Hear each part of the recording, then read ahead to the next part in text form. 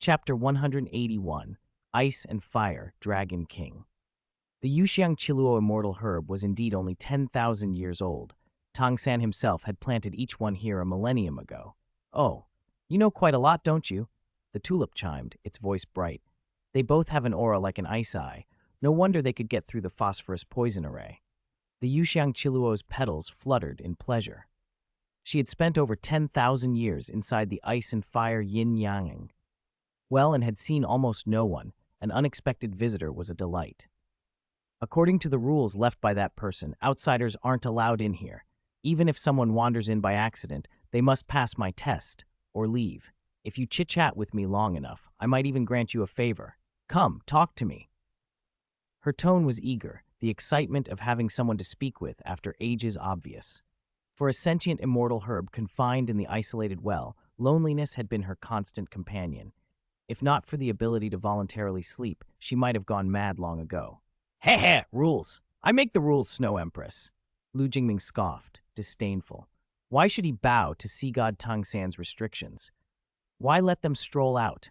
If someone truly stumbled through the phosphorus poison array into the well and had no connection to Tang San nor their own great strength, death would be the only outcome.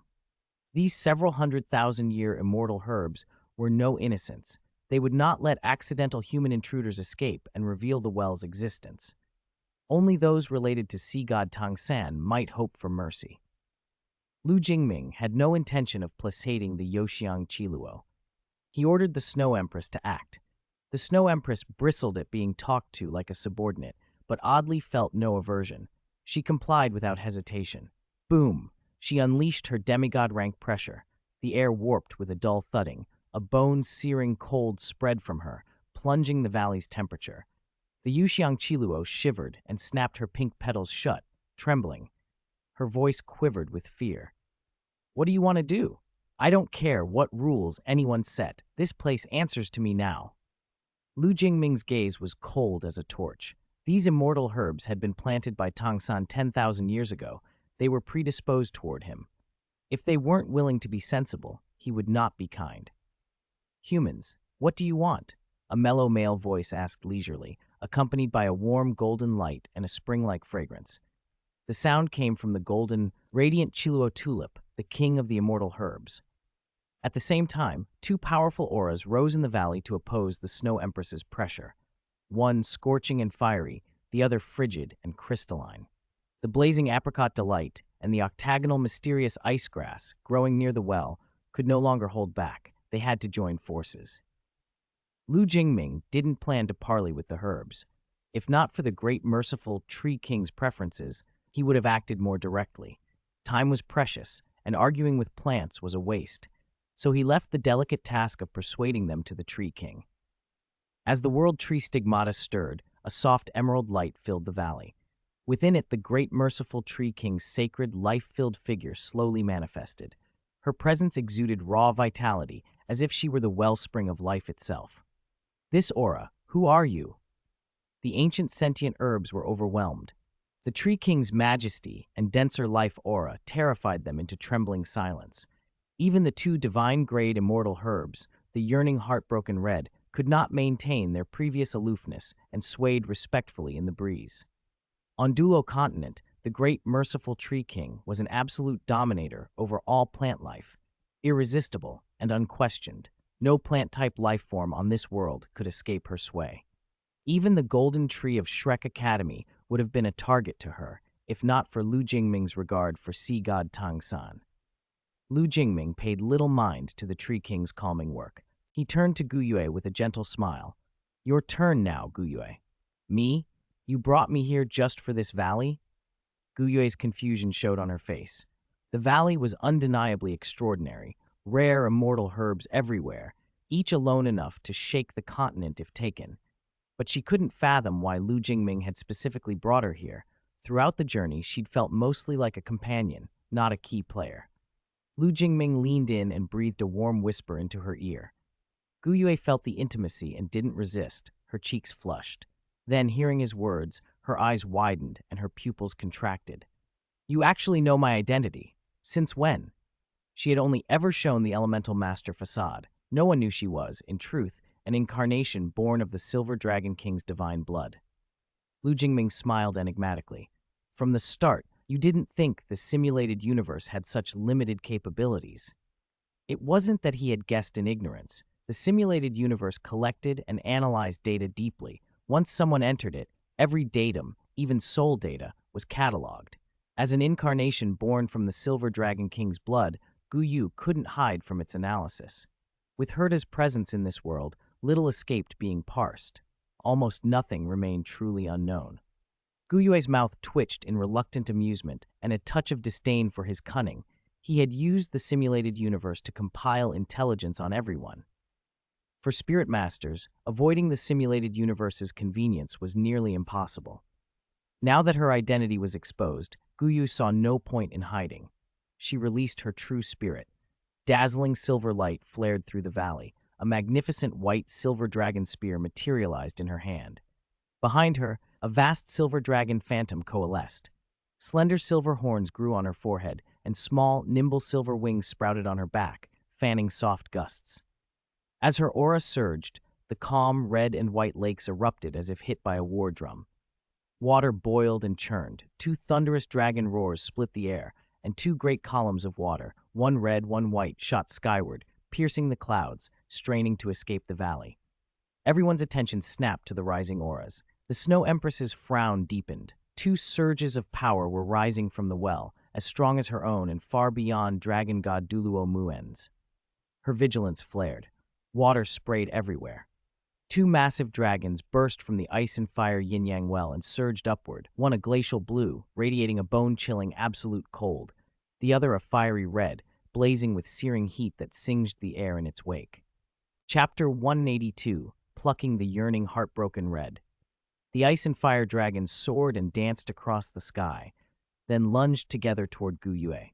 The Snow Empress's face went ice cold. She instinctively moved to protect Guyue, but caught Lu Jingming give a subtle shake of his head. Do not act. Guyue met the two dragons without a trace of fear.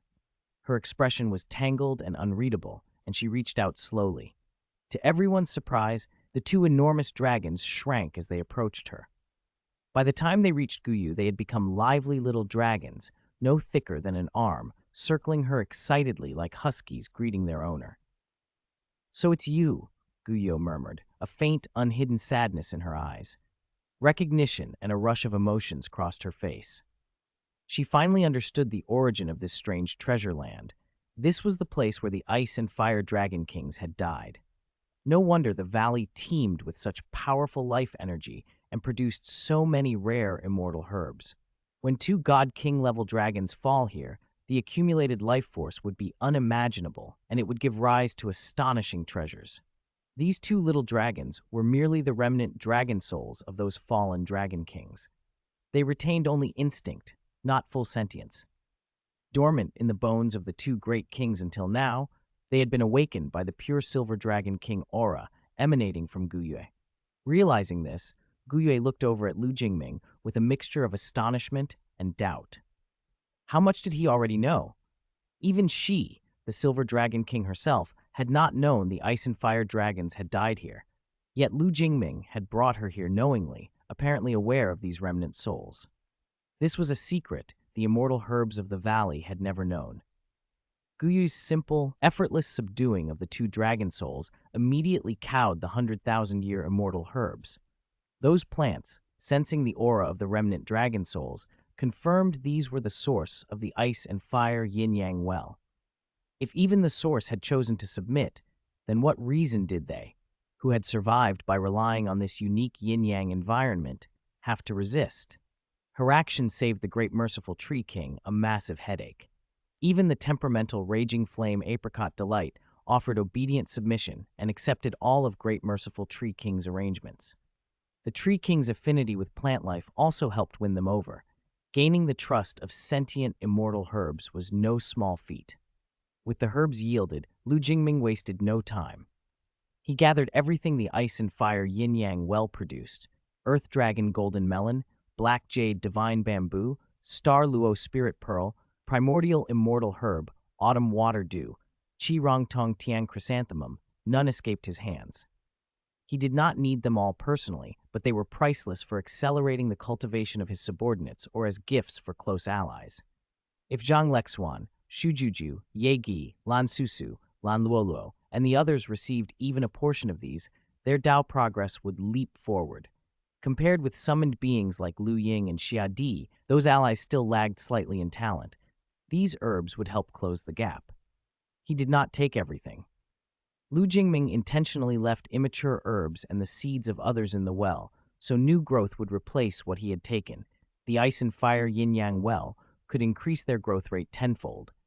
Then his gaze landed on a small red flower, and he felt a headache coming on. The herb was called Yearning Heartbroken Red, and it had infuriatingly strict conditions for plucking. It required a drop of heart blood from someone whose love was pure. Only then could it be taken. If it were forcefully plucked, it would instantly lose all medicinal value. Even with the great merciful Tree King, the goddess of life present, the flower remained immovable. Without true, pure love blood, it would never acknowledge a master. I miscalculated. I should have brought Lexuan, Lu Jingming muttered, shaking his head. He had thought the Tree King's presence and its natural authority would be enough to make the yearning heartbroken red obey, but the herb was stubbornly principled. Even the goddess of life herself could not make it yield unless it recognized someone who truly loved. Lu Jingming felt stuck. He had many close allies, but no one loved him as deeply as Zhang Lexuan. He wasn't sure whether others could pluck it. Zhang Lexuan certainly could. As for himself, he knew his limits. Snow Empress, Ice Empress, and Guyue had all listened in dismay. Such a strange immortal herb, with such bizarre plucking requirements, who among them could meet it? Ice Empress put her hands on her hips and scanned the group. She knew she couldn't. She had no one she loved yet. Snow Empress glanced subtly at Lu Jingming and shook her head. She felt her own feelings for him weren't that deep, only a fondness far from pure, undying devotion. Why don't you two try? Lu Jingming suggested, helpless. He had truly underestimated the yearning heartbroken red. He could see no hope for himself or Ice Empress. Only Guyo and Snow Empress might possibly qualify. Both, he knew, held some fondness for him, but he wasn't sure how deep. Still, he would try now and, if necessary, bring Zhang Lexuan another time. Getting back through the emerald phosphor poison array wouldn't be easy for anyone in the short term. All right, let's try. After a moment's hesitation, Guyo gathered herself. She circulated her spirit power, stirred the chi and blood within her, and forced out a single drop of heart blood. She spat it onto the yearning, heartbroken red. Everyone's eyes widened. The flower drank in her heart blood, turned a golden red, loosened from the stone, and floated down into Guyo's waiting hands. She blinked in astonishment. She had not expected it to accept her. She plucked it? Ice Empress and Snow Empress stared at Guyu, stunned. Lu Jingming's mouth twitched. Her favorability toward him had reached that level? He thought back. He had not tried to win Guyue's heart. In the simulated universe virtual battles, he had shown no mercy. He had even beaten her when necessary. In daily interactions, he had not deliberately fostered closeness. Were spirit beasts really so simple? Once they loved, did they truly stay devoted to the end? He remembered how spirit beasts in the original stories, A Yin, Xiao Wu, Wang Chuer, Bai Shushu, would give everything without hesitation. Perhaps this wholeheartedness was a racial trait. His glance toward Guyue softened. Maybe he should be kinder to her from now on, at least during the simulated battles. Go easier. Guyue held the yearning heartbroken red with a flushed face, heart pounding. She had known she liked Lu Jingming, but she had not realized how deep her feelings ran. Snow Empress frowned for a heartbeat, then stepped forward. She opened her lips and with composed serenity spat a mouthful of heart blood onto another yearning heartbroken red. The little flower floated down and settled in her palm. Ice Empress gaped in disbelief. Lu Jingming, too, was dumbfounded. Snow Empress? He had not expected that. It's not difficult, Snow Empress said softly, wiping blood from the corner of her mouth. You only need to think of the one you love without any distractions. Then it will recognize you. As she spoke, her eyes lingered briefly on Lu Jingming. Chapter 183, Exchange Students Arrive. So that's how it is. The key is to think of the person you love with a pure heart. and the yearning heartbroken red will recognize you as its master. Lu Jingming stroked his chin and fell into thought. The more he thought about it, the more it made sense. In the original story, Huo Yuhao liked Wang Donger, had feelings for Juzi earlier, and held a good impression of Wang Chuer. But when he reached for the yearning heartbroken red, his mind was singularly focused on saving Wang Donger. No distracting thoughts. That was why he succeeded. From that angle, the yearning heartbroken red's judgment wasn't as strict as people had assumed. Didn't Zhu Juqing and Yu Xiaogang fail 10,000 years ago because their hearts weren't completely pure? If he kept his heart plain and thought only of the person he loved, he could pick it himself. Lu Jingming felt a twinge of regret. Had he known the conditions were like this, he would have tried sooner. If he could truly claim the yearning heartbroken red, it would be an excellent weapon for currying favor, whose favor depended on the situation. Lu Jingming had trained under Jing Liu and knew something about controlling his mental state. This trip to the ice and fire yin-yang well had yielded rich rewards. They had gathered various immortal herbs, even successfully obtained the yearning heartbroken red despite its strict requirements. The two dragon souls of the Ice and Fire Dragon King had fallen into Guyue's hands. On the whole, the expedition had been a complete success. Beyond the rare herbs and dragon souls, the greatest gain was the 4 sentient, 400,000-year immortal herbs. The world tree's essence was memory, knowledge, and wisdom. After absorbing the memories and power of those ancient herbs, the world tree St. Mark's surged with new growth. Lu Jingming mobilized the St. Mark's power, and in an instant a crimson flame, red as blood, flared in his palm, an inferno that seemed capable of turning everything around it to ash. The next moment that raging heat vanished and was replaced by an ice-cold chill. Above his hand, a crystal-clear ice shard condensed. He had mastered both ultimate fire and ultimate ice. Those two powers originated from the octagonal mysterious ice grass and the raging flame apricot delight. For the world tree St. Mark, memory equaled power. Acquiring a herb's memory granted its unique ability. In addition to the ice and fire arts, Lu Jingming now possessed the effects of the Yuxiang Qiluo and the Qiluo tulip herbs, though those were passive, total immunity to poisons, and a special perception that could discern the properties of natural spiritual treasures. The memories of other immortal herbs had been absorbed too, but since non-sentient herbs had blurry memories, they couldn't condense into new active abilities for him.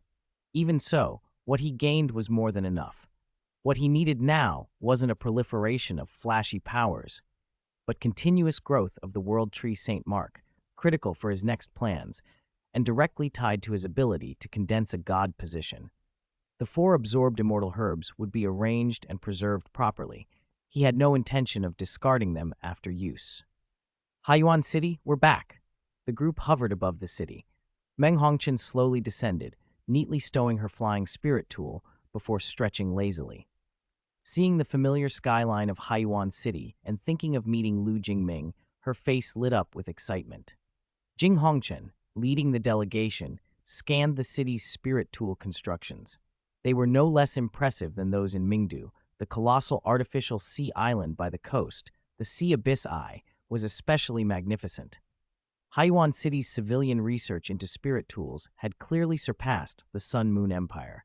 Hallmaster Jing and everyone from the Sun Moon Royal Soul Engineer Academy, welcome to Haiyuan City. I am Zhang Lexuan of St. Freya Academy, in charge of the exchange program. A gentle, pleasant voice sounded at the right moment. Zhang Lexuan approached with 10 students from St. Freya Academy, greeting the visitors with grace. The Sun Moon Royal Soul Engineer Academy had attached great importance to this exchange. To demonstrate sincerity, Jing Hongqian had personally brought students like Meng Hongqian to Haiyuan City. Zhang Lexuan's eyes swept over the group and quickly registered the faces. She recognized Meng Hongqian and Xiao Hongqian from the recent Soul Master competition. She also had full dossiers on the other exchange students, information drawn not only from the simulated universe, but from intelligence provided by the Wuchang Division. Bai Qi, a member of that division and a student of the Sun Moon Academy, had sent the finalized student list straight to her. Junior brother, I'll have to trouble you with this exchange. Jing Hongchen said after a brief exchange with Zhang Lexuan, turning to the thin, bespectacled middle-aged man at his side. I'll take care of it. Xuan Ziwen nodded lightly. Normally absorbed in spirit tool research, he'd volunteered this time to be the lead teacher because the exchange was with Saint Freya and there was the possibility of meeting Miss Herta. Hallmaster Jing, I entrust our students to you. I'm sure they'll learn a lot at the Sun Moon Academy. And of course, we'll do our best to teach your students as well. Zhang Lexuan smiled, then gestured to a lead teacher beside her. That teacher stepped forward and led 10 Saint Freya students toward Jing Hongchen. Jing Hongchen nodded to Xuan Ziwen, who pushed up his glasses and led the way to Zhang Lexuan. With mutual goodwill on both sides, the exchange proceeded smoothly. After Jing Hongchen unfolded his large flying spirit tool and departed with the visiting students and their teacher, Zhang Lexuan turned to Meng Hongchen and the others with a bright smile. Welcome again. Follow me. I'll take you to the academy. They passed through Haiyuan City and soon entered Saint Freya Academy. First, you'll take an entrance test. Then we'll assign classes, issue uniforms, and arrange accommodations, Zhang Lexuan explained as they walked. Entrance test? Meng Hongchen and the others were surprised. They hadn't expected it and wondered if the academy intended to use it as a kind of warning. Zhang Lexuan laughed and quickly explained. Don't worry, don't misunderstand. The entrance test isn't what you think. It's actually an orientation benefit the academy offers new students. Under Lu Jingming's instructions, the exchange students were to be treated as ordinary new students. No special privileges, but no discrimination either. Saint Freya Academy would give them the same benefits as regular students. The holographic strategy system had been updated and iterated recently. Monster settings and testing modes were now more varied. Following Zhang Lexuan's arrangement, Meng Hongchen and the others entered the holographic strategy login room and learned about Saint Freya's rank classification rules. Their assessed rank would depend entirely on their performance in the holographic strategy. What rank are Lu Jingming and the others? Xiao Hongchen asked. His temperament had steadied under Jing Hongchen's guidance, but he still wanted to know the truth. He had some guesses but wanted confirmation. They are all S-level students, Zhang Lexuan answered with a bright smile. Is that so? Then we have only one goal. Xiao Hongchen clenched his fists, his eyes burning with fighting spirit. He had lost to Lu Jingming in the competition and did not want to be beaten again, at least not in rank. Exactly, brother. I don't want to be looked down on by student Lu Jingming either. Meng Hongchen echoed. Can an S-level student ask Snow Moon Douluo for guidance on swordsmanship? A slender, cold-faced young man who had been holding an iron sword asked suddenly. Of course, Zhang Lexuan said, taking a closer look at the sword-wielding youth. Detailed information about him flashed through her mind. Ji Yingying, only 20 years old, was already a 5-ring spirit king, the top student in the Sun Moon Academy's actual combat spirit tool department, known as the Sword Fanatic. Ji Yingying's innate spirit power was only rank 3. That fact alone might make him seem unremarkable to most spirit masters. But he was a man born for the sword. Through absolute love and comprehension of the Tao of the sword, he had fused his spirit with his blade, forging a seemingly ordinary meteorite into something unique. His current spirit power rank might not be the highest among his peers, but remember, with an innate spirit power of only rank 3, most others his age would still be struggling at the realm of Spirit Grandmaster, not a Spirit King. His progress was exceptional. Chapter 184, Black Tide Monster. Ji Yingying had broken through the limits of his natural talent through sheer dedication and relentless effort. His devotion to the sword proved to everyone that there were no useless spirits, only spirit masters who gave up. When the Sun Moon Royal Soul Engineer Academy set criteria for exchange students, mainly that applicants be around the same age as Meng Hongchen and the others, Ji Yingying applied immediately. As the undisputed top student in the Soul Conductor department, the academy gave him preferential consideration. His reason for wanting the exchange was simple: Jing Liu. In the simulated universe, driven by his obsession with combat, Ji Yingying had challenged almost every strong figure available. The simulated universe could tailor opponents to the logged-in user's specifications, and Ji Yingying used it to spar constantly. He even fought against the legendary sword Douluo Continent and personally felt the might of the 7-kill sword. Opponents in the simulated universe were limited to the same rank as the user, training, not abuse, but that didn't stop Ji Yingying from pushing limits.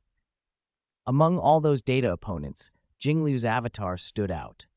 After a sword duel, Ji Yingying came to a single conclusion. This Snow Moon Douluo was truly at the peak of the sword Dao, her sword attainments far surpassing Chen Xin's from 10,000 years ago. For a man obsessed with the sword Dao, Jingliu was a guiding light, a higher standard he had to reach. From the moment he learned of her, he stopped challenging others in the simulated universe. Every login he set one opponent only, Jingliu's data body. Now he actually had the chance to meet her in person. The possibility of personal guidance from Jingliu as an S-level student lit Ji Yingying's eyes with burning battle intent, the purest, fiercest drive among the students. Xiao Hongchen's motivation came from pride. Meng Hongchen wanted to be seen by Lu Jingming. Ji Yingying simply wanted the Dao of the sword. Go in. I'll activate a team challenge for you. Your performance will be recorded and used to assess your student rank, Zhang Lexuan said. The holographic strategy system had developed far beyond its early, monotonous level trials. Zhang Lexuan activated a team dungeon for the exchange students. Defeat the monsters in the dungeon and receive rewards. The AI would rate them based on their performance. After a brief sensation of disorientation, Meng Hongchen and the others regained their senses. The feeling was familiar, much like logging into the simulated universe. They stood in a vast ruined arena, the light dimmed and walls crumbled. The buildings were dilapidated but still hinted at their original design. They had no time to look around. Black shadows gathered fast in the corners. Hey, old Ji, I don't like the looks of this, a black-haired woman with glasses whispered to Ji Yingying, serious now. That's what makes it interesting, he replied. Ji Yingying felt an invisible pressure roll over him like a tide. He drew the iron sword at his side, and sword intent flared up into the air. He glanced back at the woman. If you're scared, you can hide behind me, he said, half a joke. When have I, Jingxian, ever been scared? She shot back, lifting a brow. A long whip materialized in her hand, purple chi binding the lashes. A black tide surged forward, and terrifying figures resolved from it. The holographic strategy cleverly displayed names above each enemy so the students could at least know what they faced. A monstrous creature like a black griffin stood on all fours. Its shell was cracked as if it might shatter, but a magma-like glow pulsed within those fissures. On its head rotated a glowing orange core that thrummed with menacing aura. Its name, Black Sun Griffin. Near it, a humanoid figure of cracked black matter loosed a longbow that hummed with eerie power, Black Tide Decayed Bow. Burly and armored, another foe hefted a huge black sword that shimmered with a cold light, Black Tide Battle General. A slender figure holding short blades had vanished into invisibility, Black Tide Counselor. A bulky, clawed thing condensed orange, meteoric stones behind it, Black Tide Corroding Demon. Lastly, a towering combatant held an axe larger than a person, the blade exuding destructive force, Black Tide Corroding Axe. 10 students from the Sun Moon Royal Soul Engineer Academy had come for the exchange. They outnumbered the 6 monsters, but in terms of aura, they were completely overwhelmed. The monster's presence was madness and destruction made tangible. A terrifying killing intent spread like a physical thing, causing Meng Hongchen and the others to tense and hold back. Only Ji Yingying's battle intent remained undimmed, burning bright in his eyes. The Black Tide Battle General launched first. With a thunderous roar, it raised its great sword and leapt, cleaving down at the students. Chi-wave shockwaves rolled outward, dust and smoke erupting as battle began. Sword light flashed like lightning through the haze. Ji Yingying met the blow, sword chi roaring like a storm and slamming into the battle general's body. There were loud clangs and sparks, but the blow didn't break its defense. The giant warrior barely flinched. Xiao Hongchen and the others frowned. They knew Ji Yingying's reputation as the Academy's sword fanatic. Even so, seeing his sword chi fail to pierce the battle general made them anxious. One of these monsters was already a problem. They had to deal with 6. The students recovered quickly. They shifted, dodged, and formed their formation. A soul conductor cannon platform deployed, churning out booming fire and launching colorful cannonballs like a deluge toward the black tide monsters. The spectacle was dazzling. The decayed bow responded, firing more than 10 energy arrows whose velocity outpaced the cannon shots. Arrows intercepted cannonballs mid-air, producing explosions. The corroding demon spread its arms and condensed orange meteoritic stones, which became streaks of light that dove like meteors at the students. The invisible counselor slipped into the group, seeking a fatal strike. The corroding axe lifted and swung, sending an orange axe light like a lightning bolt across the arena. Explosions and roars overlapped and echoed through the ruins. Outside the control room, Zhang Lexuan stood with her arms folded, watching the holographic strategy projection in front of her. Xuan Ziwen, the lead teacher from the Sun Moon Royal Soul Engineer Academy, wasn't watching the students at all. He was enamored with the holographic strategy's instruments and equipment, caressing panels and devices with obsessive fascination. To a soul conductor like Xuan Ziwen, this room was a treasure beyond measure. If not for a last sliver of reason, he might have suggested, then and there, that he live inside the holographic strategy room for a month to study every advanced device. Chapter 185, Zhang Lexuan's Thoughts. Teacher Xuan, if you're interested in the holographic strategy room, our academy has detailed records. The library also holds an extensive archive of soul conductor technology.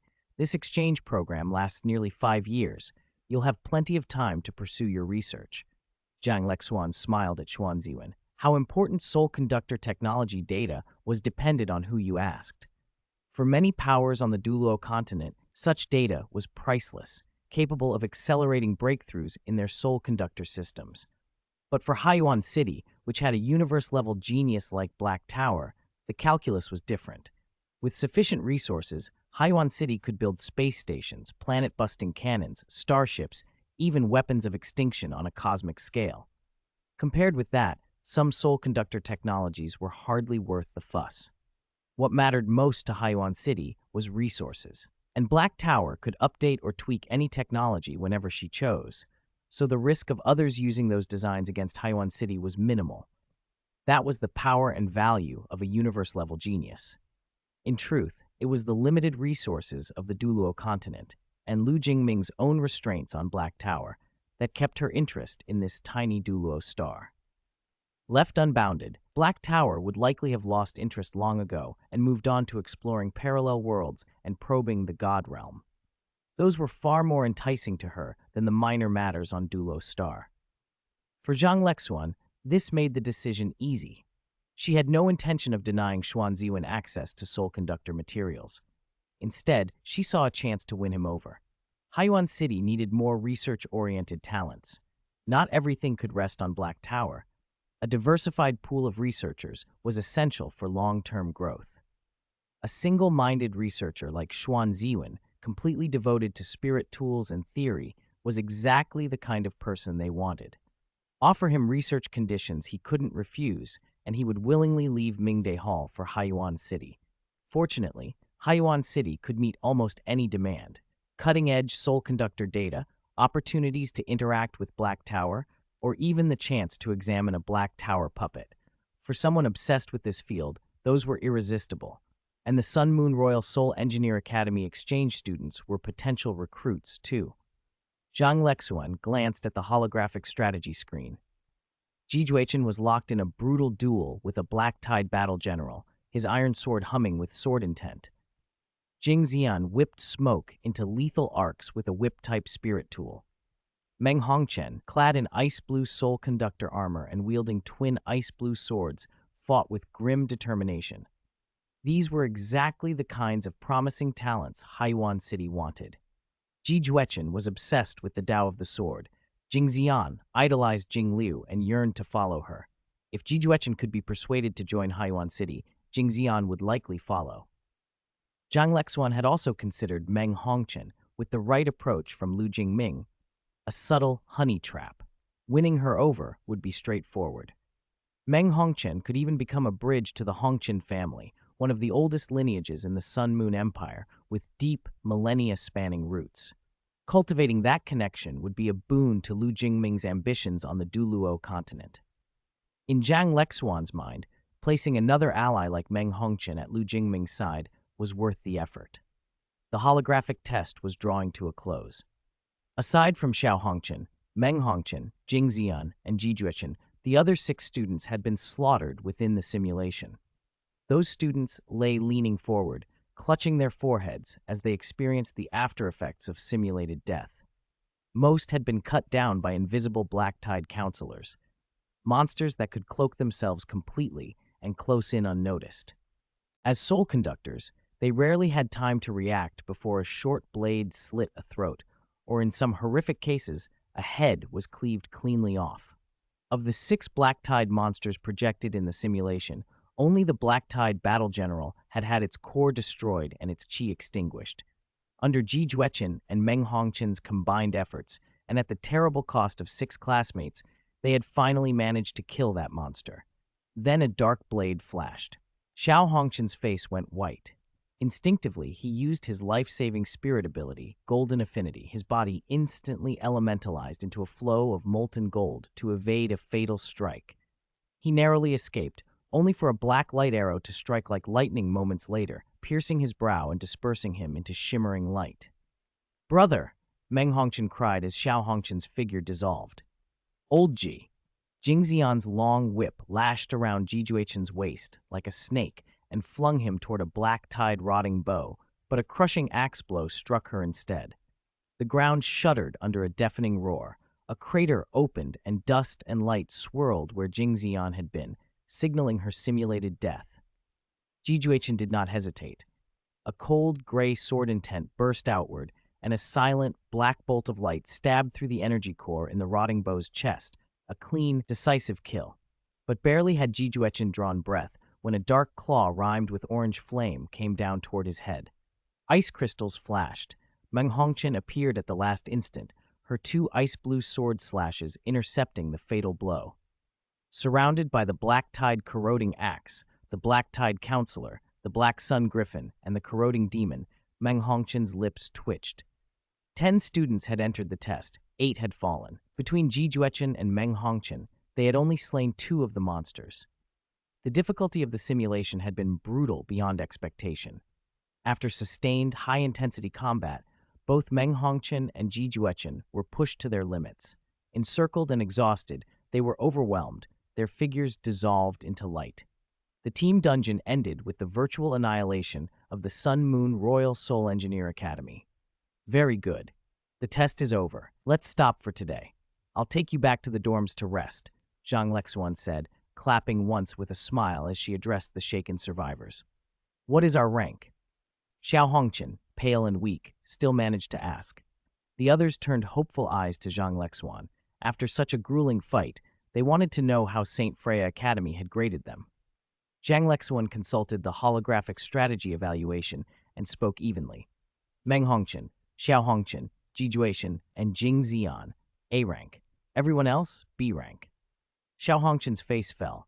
He had known that dying in the simulation made an S rank unlikely. Zhang Lexuan explained patiently, "The evaluation considers your overall performance in the battle, not just how many monsters you personally killed. The challenge of destroying all the black-tide creatures in this test was enormous. You 4 are already first-class genius students, but even so, you could only eliminate 2 monsters between you. The ranking takes age, spirit power, combat intelligence, will, and technique into account." She paused, looking at Ji Juechen. Ji Juechen's comprehension of sword intent was exceptional. Even though his age and cultivation level held him back a bit, his grasp of sword intent and his combat application merited an A rank. Jing Ziyan's combat talent is also strong, which is why she barely earned A. None of you reached S rank, largely because of the limits of age, cultivation, and the fact that you were defeated in the simulation. The students absorbed the verdict in silence. Zhang Lexuan's assessment was precise and pragmatic, just as Haiyuan City had wanted. Recruit the bright, temper expectations, and plan how to turn potential into lasting strength. Chapter 186, Shy Butterfly. Aside from Meng Hongqian and the other 3 who earned A-class ratings, the rest of the students only reached B-class. This assessment pushed them to the limit of what B-class could hold. In terms of sheer talent, Sun Moon Royal Soul Engineer Academy simply couldn't compare to Shrek Academy. At Shrek, most inner disciples could actually reach A-class, a testament to the depth of their talent reserves. At St. Freya Academy's training ground, Ji Yingying gripped an iron sword, moving with agile, stormy intent. Sword shadows intertwined as he attacked Jingliu relentlessly. His eyes burned with fervor. Every strike carried his devotion to the Tao of the sword. Jingliu stood calmly with her hands behind her back, expression placid, sword chi quietly coalescing like threads at her fingertips. She met Ji Yingying's fierce offense with effortless parries, each clash of metal singing a crisp, pleasing note across the ground. The more they sparred, the more excited Ji Yingying became. To have Jingliu personally spar with him, someone so skilled in the sword Tao, was a once-in-a-lifetime chance. He felt his swordsmanship subtly improving with every exchange, and that joy made him ecstatic. Above his iron blade, a gray extinction sword intent thickened. The compressed sword chi condensed into a giant great gourd. It cut the air with a whistling scream, an aura that seemed intent on severing everything, and fell toward Jingliu in a ferocious slash. Jingliu acknowledged the force in his blow with a slight nod, an unspoken recognition of his growth. She then gently pointed a finger. A dazzling streak of light flashed like a meteor. The greatsword shattered with a crisp crack, and Ji Yingying flew backward like a kite with a broken string. Old Ji, Jingxian rushed forward and helped him to his feet. Ji Yingying's body was torn by the shattered sword chi, crimson stained his clothes and streaked his skin. He looked battered and disheveled, but his eyes shone brighter than ever. "Thank you for your guidance, teacher." Ji Yingying ignored his injuries, endured the pain, cupped his fists, and bowed deeply to Jingliu. Although Jingliu had not formally accepted him as a disciple, she had freely taught him and sparred with him, and he addressed her with sincere reverence. Ji Yingying had expected only perfunctory advice from Jingliu, if he were lucky to receive any at all, as an outsider from Sun Moon Royal Soul Engineer Academy. He hadn't anticipated that Jingliu would ignore his background, personally teach him the subtleties of swordsmanship, point out his flaws, and wholeheartedly pass on techniques to refine his sword intent. He even learned methods that seemed to transcend the world's usual boundaries. Jingliu's generosity and insight completely won him over. His admiration for her rose to new heights. Meng Hongqian had also picked up sword techniques from Jingliu. As a dual sword user, she had a strong interest in swordsmanship, though she wasn't the single-minded sword Tao devotee Ji Yingying was. Her gains were therefore more modest, but still substantial, especially since Jingliu's mastery of the Tao of Ice complemented Meng Hongqian's ice attribute spirit power. Jingliu herself was pleased with Ji Yingying. He had talent, sincere dedication to the sword Tao, and a will strong enough to overcome limitations through effort. She believed he would achieve much. In contrast, a certain pink-haired young lady, more naturally gifted in swordsmanship, was too playful and lacked steadfast pursuit of the Tao, which left Jingliu feeling regretful. Ach-choo!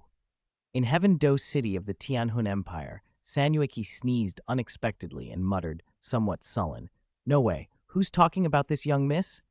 "Sanyue, are you all right?" Princess Vina asked with concern. Robin and Lu Jingming also turned to her with curious looks. The four were dining at a high-end restaurant in a gathering hosted by Princess Vina. Robin had taken Lu Jingming and Sanyueqi on a tour around the Douluo Continent to help both strong and weak alike, and to experience the customs of different cities. After arriving in Heaven-Do City, they had met Princess Vina and quickly become friends under her attentive hospitality. "I'm fine, really. No need to worry." Sanyueqi waved off their concern and returned her attention to the delicate dishes before her. Behind St. Freya Academy, in a sea of flowers, Xiaodai sat quietly on the ground with her knees hugged to her chest, watching Lu Jingming meditating cross-legged. Beside her, purple ripples suddenly appeared in the void realm as if a stone had been tossed into calm water. A huge purple dragon head emerged slowly from the veil. "Shh! Be quiet, Pollux." Xiaodai stroked the enormous dead dragon gently, whispering for it to stay silent so as not to disturb Lu Jingming. Pollux enjoyed the caresses and obediently nuzzled her without making a sound. Lu Jingming's spirit power had been circulating at astonishing velocity. As it compressed and purified, an invisible bottleneck shattered in an instant. Lady and Jen's figure materialized behind him and embraced him gently. The holy mark of thunder on his left hand burst into a dazzling crimson glow. The black abyss spear appeared in his grip, its shaft gleaming with a mysterious luster. 2 purple rings, 2 black, and 1 red spirit ring aligned along the spear, radiating a potent aura. As the holy mark released surges of thunder into the black abyss spear, a blood-red spirit ring with golden thunder patterns began to take shape on the spear, condensing slowly but unmistakably. Spirit power ripples rolled outward, tangible enough to affect the real world. The surrounding flowers trembled under the force. At the critical moment, Lu Jingming opened his eyes and the roiling fluctuations receded like a tide, vanishing completely. He looked at the newly formed red spirit ring with its golden thunder motifs and smiled. For him, the barrier of the Spirit Emperor had been like thin paper, easily pierced. He had achieved the breakthrough. Thanks to the Holy Mark of Thunder, Lu Jingming didn't hunt down 100,000-year spirit beasts for spirit rings. The mark itself produced rings of extraordinarily high quality. While this spirit ring hadn't reached the million-year golden divine level, it rivaled the spirit rings of vicious beasts in strength. Its color differed from standard vicious beast rings, a blood red woven with striking golden thunder patterns that marked it as unique and potent. Pollux withdrew back into the void realm at Lu Jingming's breakthrough. He walked over with a smile, gently helped Xiadi to her feet, and folded her into a smooth embrace. Winter red flushed across her cheeks, not only from his affectionate words but from the warmth of his arms she secretly cherished. Seeing Xiadi's shy, rosy face swelled something protective and tender in Lu Jingming. He lowered his head and softly kissed her petal-like lips. Xiadi trembled, but did not pull away. She closed her eyes slowly, responding with shy awkwardness. In that quiet, flower-scented space, their silhouettes overlapped, and the world seemed to shrink to only the 2 of them, wrapped in warmth and sweetness. Xia Dieming, what are you 2 doing? Meng Hongqin, carrying a bento box, froze at the sight. Her footsteps halted, and she stared, stunned, at the pair locked in an embrace, disbelief written across her face. Startled by the voice, Xiadi opened her eyes, panic and bashfulness flooding her. She half started to move away, but Lu Jingming tightened his hold, wrapping his arms around her waist as if to keep her close. He held her firmly, not letting her go. Xiadi's face burned deeper still as she turned to face Meng Hongqin, caught between embarrassment and the helpless closeness of Lu Jingming's embrace. Chapter 187, Meng Hongqin's Direct Approach. Xiadi feared she might hurt Lu Jingming if she pulled away, so for a moment she couldn't resist. Her heart burned with embarrassment. She dared not look at Meng Hongqin and could only close her eyes tightly, letting Lu Jingming take what he wanted. A few minutes later, under Meng Hongqin's resentful stare, a thin thread of saliva glistened at the corner of Xiadi's mouth and fell quietly into the flower bed beneath them. Lu Jingming gently let the slightly breathless Xiadi go, a lingering desire still flickering in his eyes. He also knew when to stop. Her yielding had been more than enough. If it had been Keiqing or Sanyueqi, they would have pushed him away the moment Meng Hongqin appeared. That Xiadi could stifle her shyness and allow him such liberties made Lu Jingming love her even more. "Meng, what did you bring for us today?" he asked calmly, taking the meal box from Meng Hongqin's hand as if nothing unusual had happened. Ever since he'd returned to Haiyuan City, Meng Hongqin had been pursuing him with open enthusiasm, often cooking various delicacies herself and bringing them for him to taste. Lu Jingming hadn't directly reciprocated, but over time, their relationship had quietly warmed. Their way of addressing one another softened from the formal classmate to something nearer and more intimate. "I made the golden thread shrimp balls you like," Meng Hongqin answered on instinct, still a little dazed by what she'd just witnessed. "I even went to that restaurant and learned from their head chef." Xiadi hid behind Lu Jingming, her face the color of a ripe apple, too embarrassed to meet Meng Hongqin's eyes. "Let's eat together," Lu Jingming said, guiding both girls to a small pavilion. He took the dishes from the box one by one and sat between them, keeping a subtle distance. After all, Meng Hongqin couldn't be allowed to get too close to Xiadi, The consequences might be unimaginable. Meng Hongqian finally recovered from her shock. Her gaze lingered on the space between Lu Jingming and Xiadi's lips for a long moment, her expression a tangled mix of emotions. Xiadi could feel the heat of that look and wished she could vanish. She lowered her head, cheeks flushed like sunset clouds. Lu Jingming, however, remained composed. Calmly, he picked up a golden thread shrimp ball and gently fed it to Xiadi. Actually, I can do that too, Meng Hongqian said, her cheeks reddening. She tilted her head, pointed to her own lips, and looked at Lu Jingming expectantly. That sudden boldness made even usually unflappable Lu Jingming sputter, nearly choking on his saliva. Xiadi stared at Meng Hongqian in disbelief. She never would have imagined the girl so daring. Who raised you to be so bold, she thought. Meng, let's talk about this later, Lu Jingming managed, a little speechless. He had long known Meng Hongqian's personality included a brazen streak, but he hadn't expected her to be so unabashed, especially not in front of Xiadi. Does she really not care about appearances at all? He wondered. Typical of young Miss Meng. Meng Hongqian looked briefly disappointed, then relieved.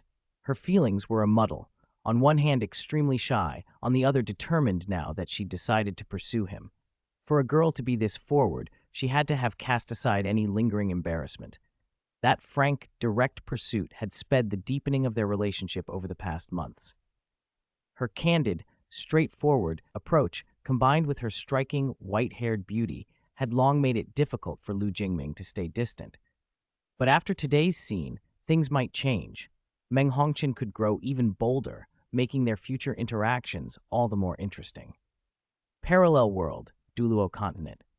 Since the simulated universe appeared, the Douluo Continent had changed in strange and alarming ways. Unknown to most, strange concentrations of negative emotion and energy, called filth points, had silently formed across the land. Like malignant tumors, these filth points exuded a corrupting aura and had the power to rot the environment around them. They not only desolated whole areas, but also spawned terrifying monsters made of pure negative energy. Spirit Hall, ever vigilant, was the first organization to detect these filth points. After dispatching several elite operatives to investigate, they discovered a frightening truth. Left unchecked, a filth point would spread like wildfire, continuously corrupting its surroundings, while the negative energy beasts it spawned would only grow stronger. Yet Spirit Hall also found a crucial counterpoint.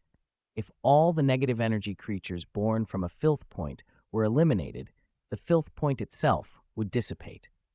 Even more astonishing, the accumulated negative energy would reverse, becoming vibrant positive energy and condensing into valuable treasures.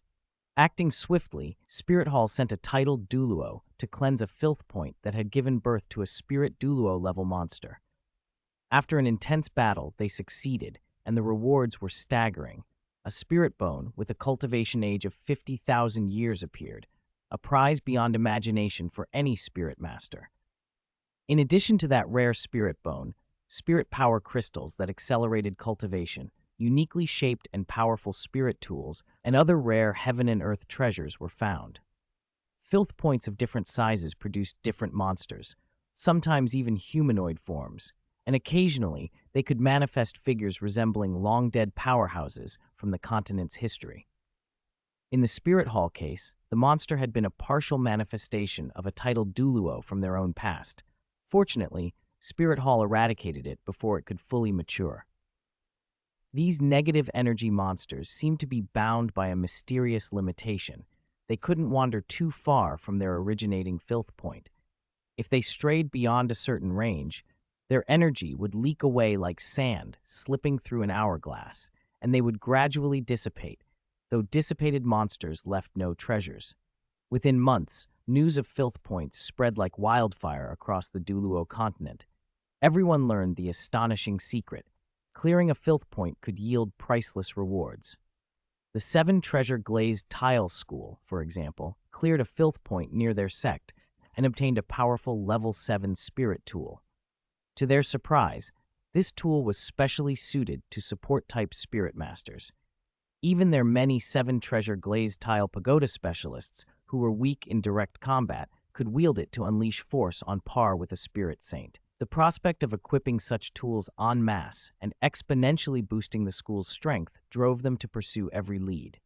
All major powers, Spirit Hall, the Seven Great Sects, the Heavendu Empire, the Star Luo Empire, and more, rushed to hunt down filth points, offering bounties and rewards for information. Chance encounters with filth points made many ordinary people suddenly wealthy. Those who survived the proximity and reported the locations were handsomely rewarded. For a time, the continent was gripped by both fear and excitement. Fear of the filth point's corrupting power, which could make anyone sick and spawn merciless, murderous beasts, and anticipation of the incredible rewards those same filth points might produce if successfully cleansed. Despite the danger, the lure of those benefits drove everyone to risk everything for a chance at fortune. Chapter 188, Shui Binger. In recent months, with a large number of taint points successfully cleared, the landscape of the Spirit Master world had shifted dramatically. Many previously unknown Spirit Masters, aided by the rare treasures pulled from those corrupted sites, saw their strength leap forward. Several new titled Douluo even emerged, changing destinies and reshaping the balance of power.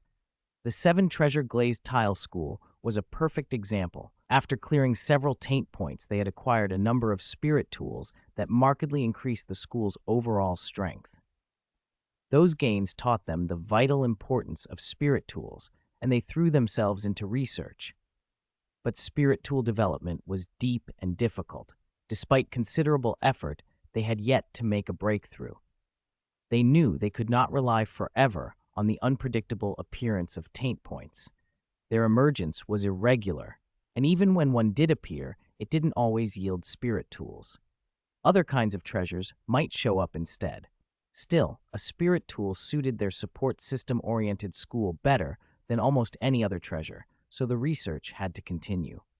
Heavendu City, the capital of the Heavendu Empire, was unusually bustling.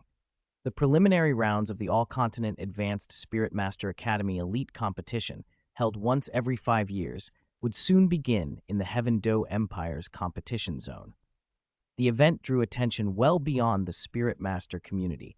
Nobles and commoners alike treated it as the greatest festival of the year. The competition would be held in the Heavendu Great Spirit Arena, the largest spirit arena in the Empire, seating an astonishing 80,000. When the preliminaries started, that arena would be a sea of fervor. Advanced Spirit Master Academies from across the Empire were already on the move. Although the official start was still a month away, many teams had come early to acclimate and fine-tune their condition. As one of the 5 famous element academies, Tianshui Academy had a principal who was a spirit duel-level expert. That kind of backing made the academy prestigious.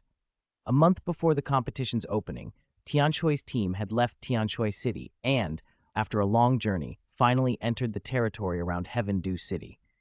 "Sister, look over there."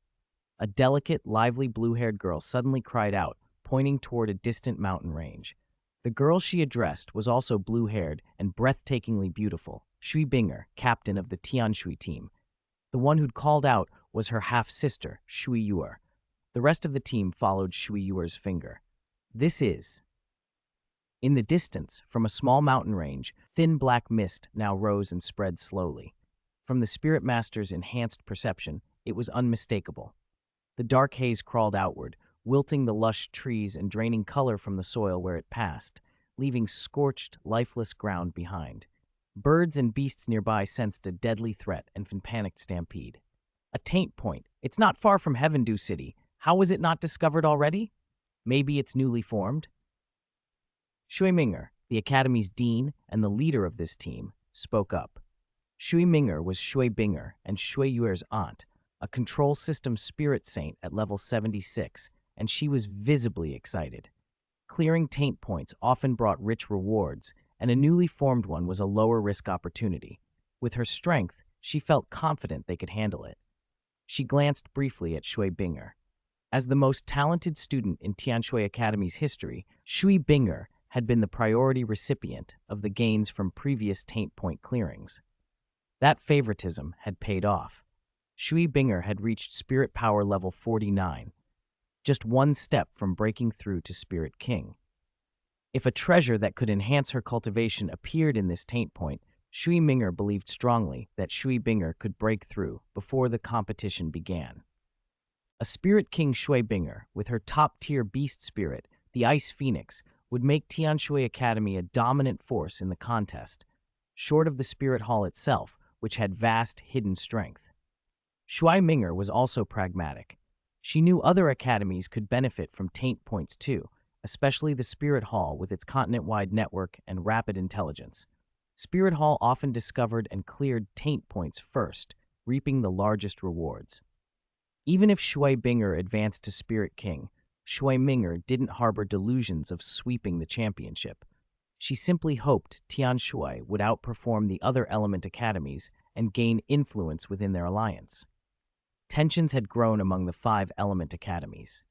Elephant Armored Academy and Thunder Academy had drifted away from the alliance, backed respectively by a powerful armored force and the Blue Lightning Tyrant Dragon Clan, while Tianshui, Blazing, and Shenfeng remained purely academies and thus closer to one another. Surpassing the other academies would be strategically valuable for Tianshui. Without hesitation, Shui Minger made a decision. She ordered the team to change course and head straight for the taint point. With her Spirit Saint level strength, she felt no worry.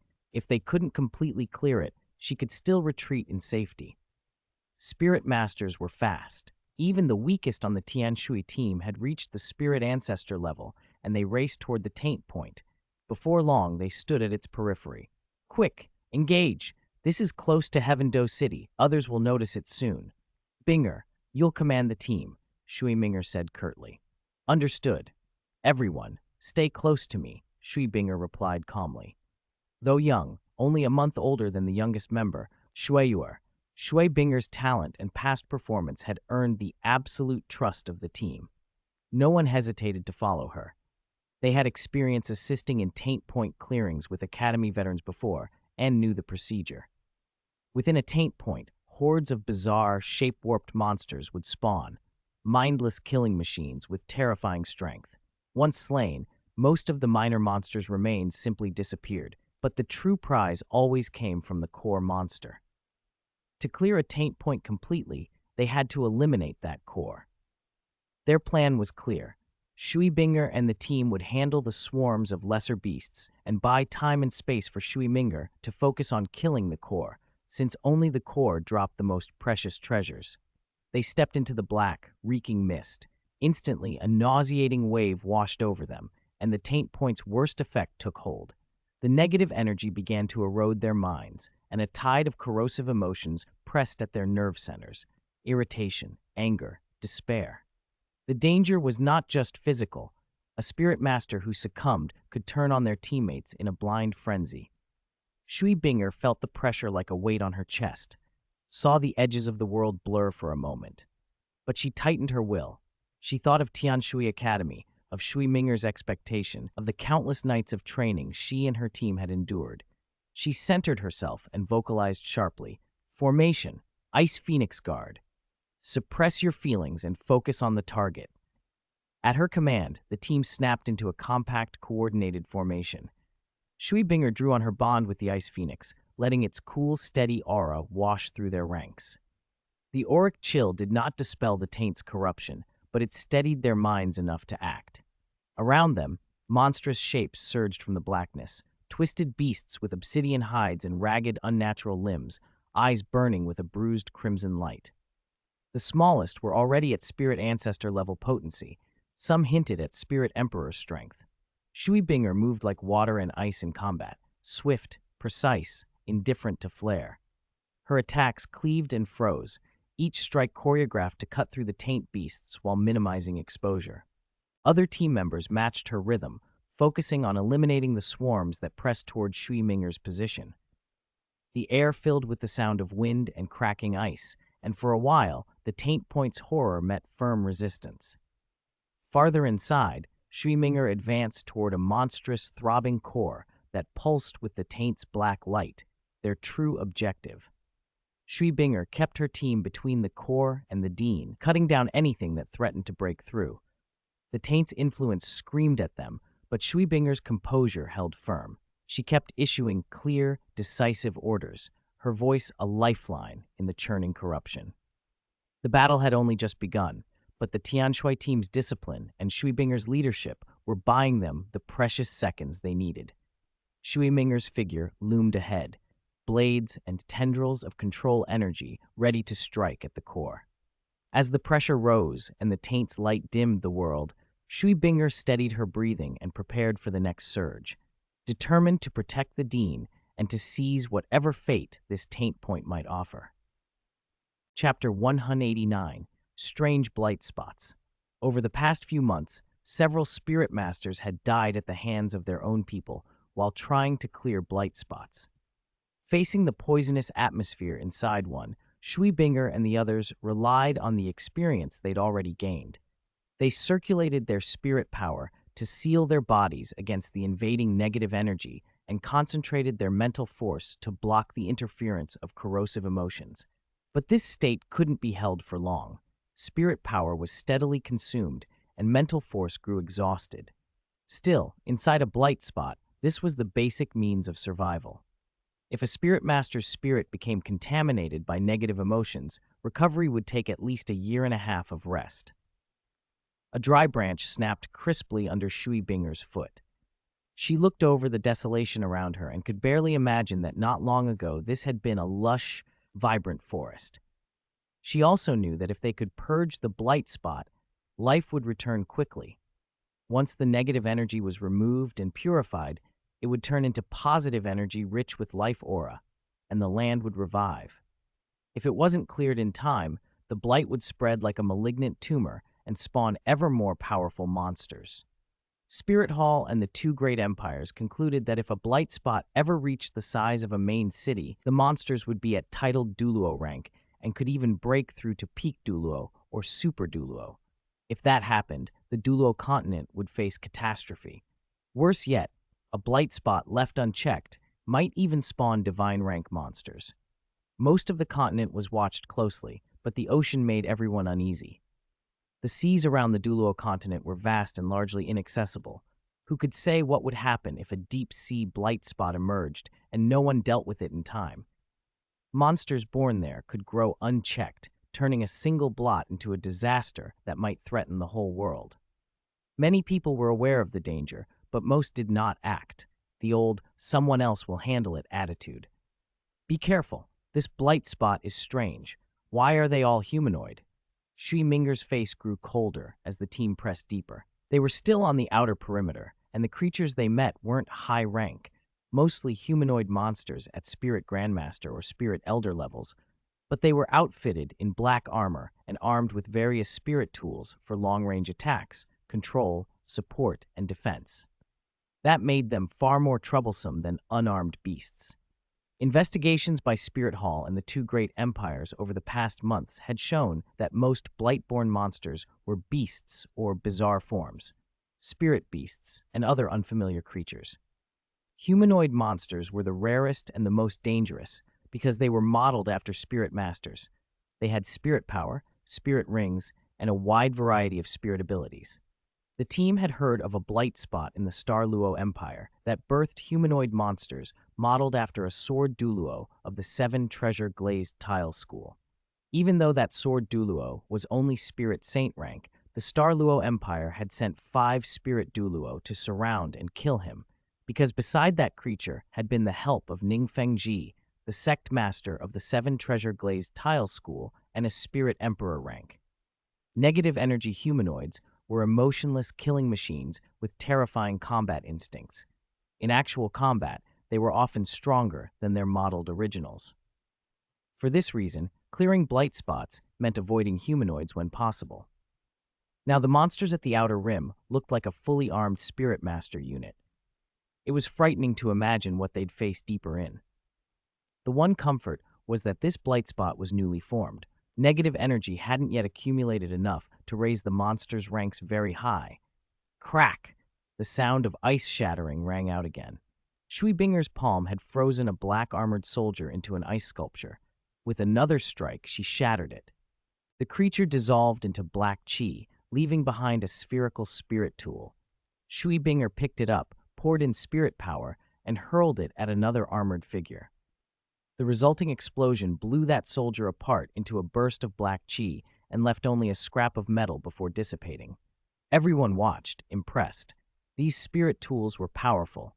A spirit master could unleash astonishing techniques simply by activating one. Even support or sustenance-type spirit masters who lacked direct combat power could be formidable with such equipment. They had just seen how dangerous the enemy could be. If Shui Minger hadn't been there and Shui Binger not kept watch, they might already have had casualties. A respected spirit ancestor had nearly been harmed by these spirit grandmaster or spirit elder level foes, which showed how lethal they were. Compared to these, the spirit master armies of the two great empires and Spirit Hall were easier to manage. Shui Binger's mind raced. If those black-armored soldiers multiplied and organized, forming battle formations with powerful spirit tools, what a terrifying force they would become. So far, they'd fought them only in small groups of 2 or 3. Larger concentrations would probably force a retreat. There was one consolation. Every black-armored soldier tended to drop a spirit tool or spirit tool metal when destroyed. The 7 Treasure Glazed Tile School had been collecting these spoils. Even low-rank spirit tools were valuable to that school. They were eager buyers and paid well for both tools and tool metal. As they pushed on, the black chi thickened. The enemies grew stronger and their spirit tools more potent. The team had to exert themselves. Some even used their martial soul fusion skill. Even Shui Binger took a slight wound. Shui Minger, watching the situation, began to pull back. There were far more monsters than she'd expected. While the immediate danger to her might be small, Shui Binger and the others were at real risk. No one could guess what the core monster carried in terms of spirit tools deeper in. If they were seriously injured and unable to participate in the upcoming Soul Master competition, it would be a huge loss. Stopping the team, Shui Minger turned to Shui Binger. Binger, you all wait here on the perimeter. I'll go in alone and try to take the core monster. Ant, isn't that too risky? This blight spot is abnormal, too dangerous. Shui Binger frowned. She felt a deep unease. They had dealt with blight spots before, but never one where every creature was humanoid and uniformly armed like a spirit master army. So far, the lack of intelligence kept them from coordinating, but the spot was feeding on negative energy and spawning new monsters continuously. The spirit tool's strength and odd effects worried her. What if the core monster wielded something that could threaten Shui Minger's rank? It'll be fine. I'll check it out. If I can't handle it, I'll withdraw in time. Shui Minger's voice was steady. She believed in her strength and hated the idea of something going wrong in a newly formed blight spot. Then you must be careful. Shui Binger was forced to nod, helpless. She knew she couldn't stop her aunt. Shui Minger smiled faintly. Don't worry, I'll be back soon. Then she flashed into a blue light and shot toward the core area like an arrow. Sister, will Aunt be all right? Why do I feel so uneasy? Shuyer stared at the withered vegetation, cracked earth, and the tendrils of black chi seeping from the ground. Using the concentration required to resist the negative emotions had taken the bounce out of her normally lively demeanor. In an environment like this, anyone would feel the pressure, and Shuyuer was no exception. Chapter 190, Blackening Makes You 10 Times Stronger. That can't be right, Shui Binger muttered, shaking her head. My aunt is a spirit saint grade powerhouse with a spirit avatar. Even if she couldn't win, she should have been able to escape. A faint unease tickled the edge of her mind, but she blamed it on the relentless stream of negative emotions sweeping the area. Then a bone-deep cold erupted from the depths of the valley. An ice-blue arrow cut across the sky like a falling star and left a streak of frost high above the ravine. The chill that followed carried an absolute low temperature that made even Shui Binger, an Ice Phoenix spirit wielder, shiver uncontrollably. Binger, run! Don't look back, Shui Minger's voice came from far away as a titanic fluctuation of spirit power rolled like a wave. Then, abruptly, her voice cut off. The violent spirit fluctuation that had filled the air died as quickly as an extinguished flame. Shui Binger felt the warmth of her aunt's spirit power vanish, felt the life aura snuffed out. Her pupils shrank and disbelief washed over her face. Auntie! The meaning was clear to everyone on the Tianshui Academy team. The spirit power had gone. The life aura was gone. Their faces turned ashen.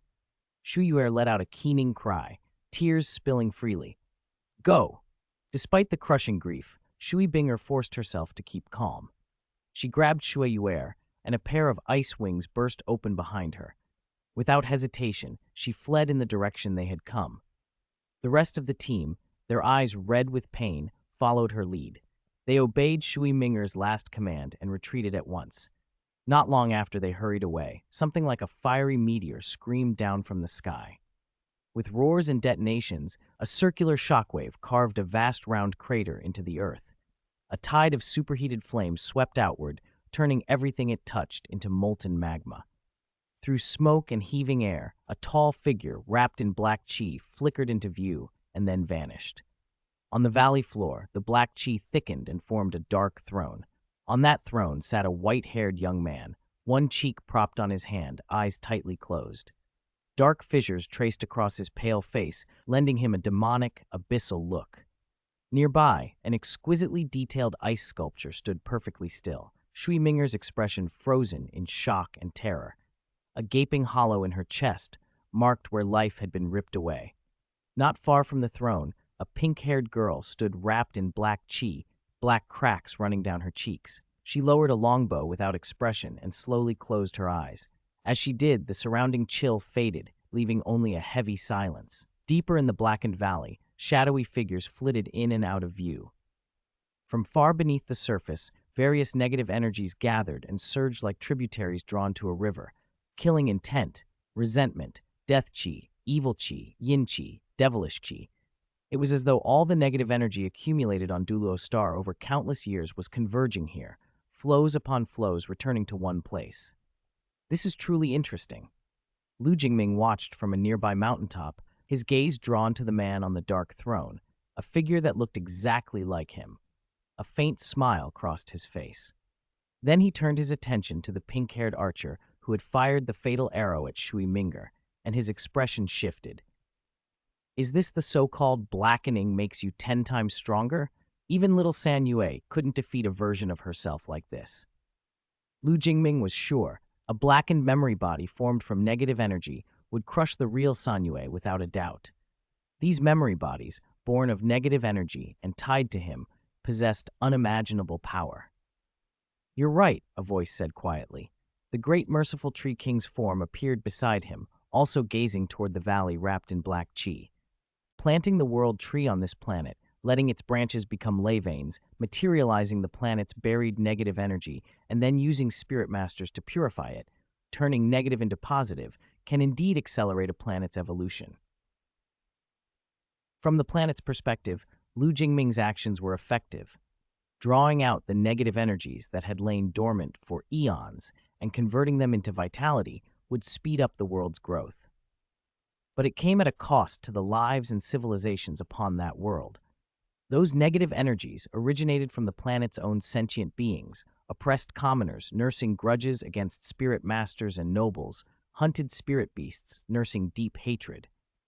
The living and the dead both contributed grievances and negative emotions that accumulated as energy. Those energies had always existed. Ordinary people could neither sense nor use them. Lu Jingming changed that by planting the world tree and using its roots to channel buried negativity to the surface. He did it with a single, ambitious purpose, to condense a God position on a scale far beyond what faith alone might grant. He was not content to crawl up from the lowest ranks. Sea god Poseidon had spent 1,000 years collecting power of faith from the sea, only to reach a first-grade god position. The angel god had similarly become only a first-grade god through continental worship.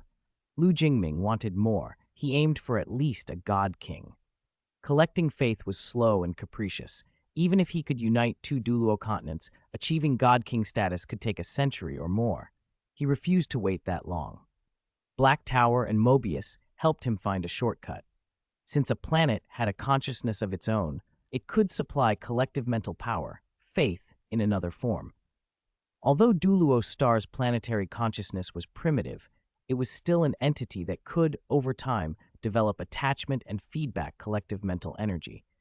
If he helped the planet evolve, the planetary will would grow closer to him and naturally feed back its collective power. He could then use that to condense a god position.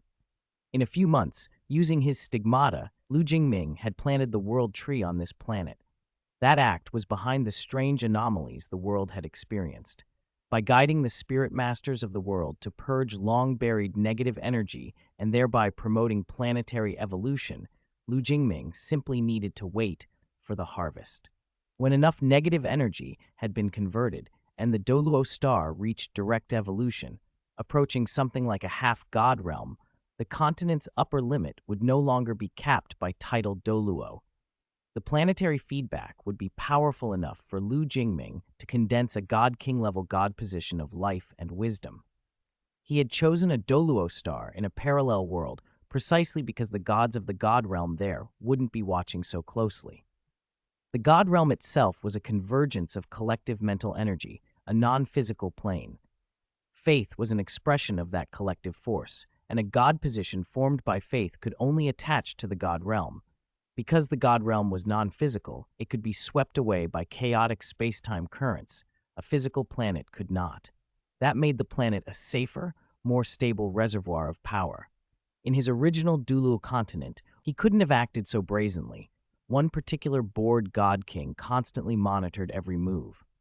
Here, however, the gods had wider concerns and would not fixate on a single star. Lu Jingming could therefore boldly carry out his plan and stir up the world as he pleased. Chapter 191, Huo Wu and the others were shocked. At first, the Great Merciful Tree King opposed Lu Jingming's plan. Converting negative energy required the World Tree to use its memory to give that energy a concrete form, and only then could the World Tree transmute the slain negative energy creatures into positive energy. Monsters created purely from negative energy carried an innate malice towards sentient life, and that malice was dangerous. The negative energy amassed on the planet over countless years could spawn divine rank monsters. If there were no divinities of the same rank to intervene, the Douluo Continent could be devastated. These negative-born creatures often fought far beyond the usual level for their rank, just as evil soul masters tend to be stronger than ordinary soul masters of the same rank. The Great Merciful Tree King feared that if the plan spiraled out of control, it could doom the world. Despite that, Lu Jingming promised a safeguard. The World Tree would collect the memories and souls of those who died and let them live out happy existences in Herta's virtual world. Compared to suffering in the real world, a peaceful life in a virtual paradise might be a mercy. Lady and Jen and the Great Merciful Tree King were compassionate, not inflexible, and after weighing the risks and the possible benefits for the planet's evolution, they agreed to assist Lu Jingming. That decision explained the bizarre impurity point Tianshui Academy had encountered. The planet's instinct had reached out and used Haiyuan City as a blueprint, combining the planet's memories with Lu Jingming's own recollections to shape the monsters. That was why the creatures emerging from the impurity point resembled the enforcement guard and even Lu Jingming, because the planet had an instinctive affinity for him and used his city as a template. The planet wanted to evolve quickly, so it gathered a vast quantity of negative energy into a single, super-large impurity point, hoping to clear and convert it all at once. The will of the planet did not weigh political consequences. It only followed its instinct to accelerate evolution. If we don't hurry, even stronger monsters will appear, Lu Jingming muttered, thinking of the worst possibilities. An impurity point modeled after Haiyuan City might spawn corrupted versions of historical figures, Dan Heng, Chang Li, even Jing Liu and Herta. Spirit Hall and the two great empires would be hard-pressed to respond. Lu Jingming wasn't without contingency plans, however. Even if things went badly and the empires mishandled the situation, he had countermeasures. Besides, he had come partly out of curiosity and entertainment to observe the Soulmaster competition and the people he'd read about. But after arriving in this world through Thousand Realm, One Ride, he had been inexplicably drawn to this impurity point and had witnessed Shui Binger and her companions enter it. He had even watched the corrupted San Yuechi, at Spirit Emperor Cultivation, kill a spirit saint with a single, precise arrow. The corrupted San Yuechi's execution was more decisive than the original San Yuechi. Lu Jingming mentally recorded the scene, already anticipating how he could tease Sun Yueki about it later. Outside Heaven Dew City, the city guards tightened their formation when they saw Shui Binger and her group rushing up. Spears were raised. It was unlikely anyone would attack the city openly, but duty demanded vigilance. No guard could be negligent and risk punishment. The group slowed at the gate, presented their passes, and after confirmation they were allowed in. Although there was hope that Shui Minger might be alive somewhere waiting for reinforcements, the look in Shui Binger's eyes, red-rimmed and terrified, was bad. "That's the group from Tianshui Academy," one guard muttered, watching them go. "They're stunning. The one leading. They looks like a goddess. I'd marry her in a heartbeat." "Dream on. They're all soul masters," another soldier snapped. Ordinary city soldiers didn't stand a chance of attracting attention from Academy soul masters. Still, why do they look like they've been crying? Who would dare mess with Tianshui Academy? "You see that? Shui Binger and her group, they're in a hurry." Huo Wu, who had been out shopping with others, looked up and frowned. Feng Xiaoqian, who'd been shamelessly trailing her, also noticed and urged, "Follow them. Something's happened." Huo Wu Shuang's expression sharpened. Shui Binger's agitation and red eyes alarmed him. The academy's lead teacher, Shui Minger, wasn't with them, and a cold premonition gnawed at him. "Go back to the hotel." They went that way. They hurried to the hotel. As soon as they arrived, Fire Lion, Tianshui Academy's lead instructor, strode in, voice breaking with anger and fear. His presence drew attention. His usual composure was gone. Shenfeng Academy's head teacher, Feng Ying, appeared too, equally shocked. When people learned that Shui Minger, Tianshui Academy's leading teacher, was likely lost within the impurity point, the crowd's curiosity turned to alarm. Fire Lion and Feng Ying had both courted Shui Minger. Their distress was genuine. "No, I have to save Minger. She must still be alive," Fire Lion snarled, frantic. "She'll be fine. She must be waiting for us." "Don't be reckless," Feng Ying warned, trying to steady him. Both men were strong, but Shui Minger's disappearance into an impurity point suggested the opponent's might was overwhelming. Shui Binger had described an attack so devastating that Shui Minger had not even had time to call forth her spirit avatar. Even Fire Lion and Feng Ying together would likely be outmatched. Charging in would be suicide. Feng Ying made a decision. They needed immediate, stronger assistance, either from the Heavendew Imperial family or the Seven Treasure Glazed Tile School. Returning to Tianshui Academy for reinforcements would take too long. By the time a Spirit Douluo-level headmaster arrived, it might be too late. There was a grim possibility that any survivor trapped inside could be corrupted by the impurity point. Feng Ying calmed Fire Lion as best he could, then took Shui Binger with him to seek help. Shu Yue and the others stayed behind. Huo Wu, Feng Xiaotian, Huo Wu Shuang, and the rest pressed forward, desperate for details. When they heard that the impurity point had formed nearby and might have taken Shui Minger, shock registered across their faces. Shui Minger was not just any instructor. She was one of Tianshui Academy's top powerhouses, someone who could normally fend off even a spirit Douluo. For her to be felled so quickly, without a chance to use her spirit avatar, meant the impurity point's creatures, or whatever force had struck, were terrifyingly strong. A heavy silence settled over the hotel. Huo Wu felt her stomach drop. The image of Shui Binger's tear-streaked face and the frantic, raw desperation in Fire Lion's eyes erased any desire to linger. They had to act. "We can't just wait," Huo Wu Shuang said. "Even if we can't fight at full strength, we have to go. If Feng Ying needs help finding reinforcements, if there's a chance, then we owe it to Minger to try." Feng Xiaoqian's bravado had vanished. His voice was tight but determined. "If Shui Minger's in danger, I'm going with you. I won't stand here doing nothing." Huo Wu steadied herself. The plan formed quickly. Follow Feng Ying and Shui Binger, provide whatever aid they could, and if possible, contact any nearby higher powers. Time was the enemy. Outside, the city's mood had shifted too. Rumors spread, guards tightened, and the air grew tense as the threat of the impurity point lingered like a storm on the horizon. They gathered their things and left the hotel, hearts pounding. Each step toward the gate felt heavier than the last.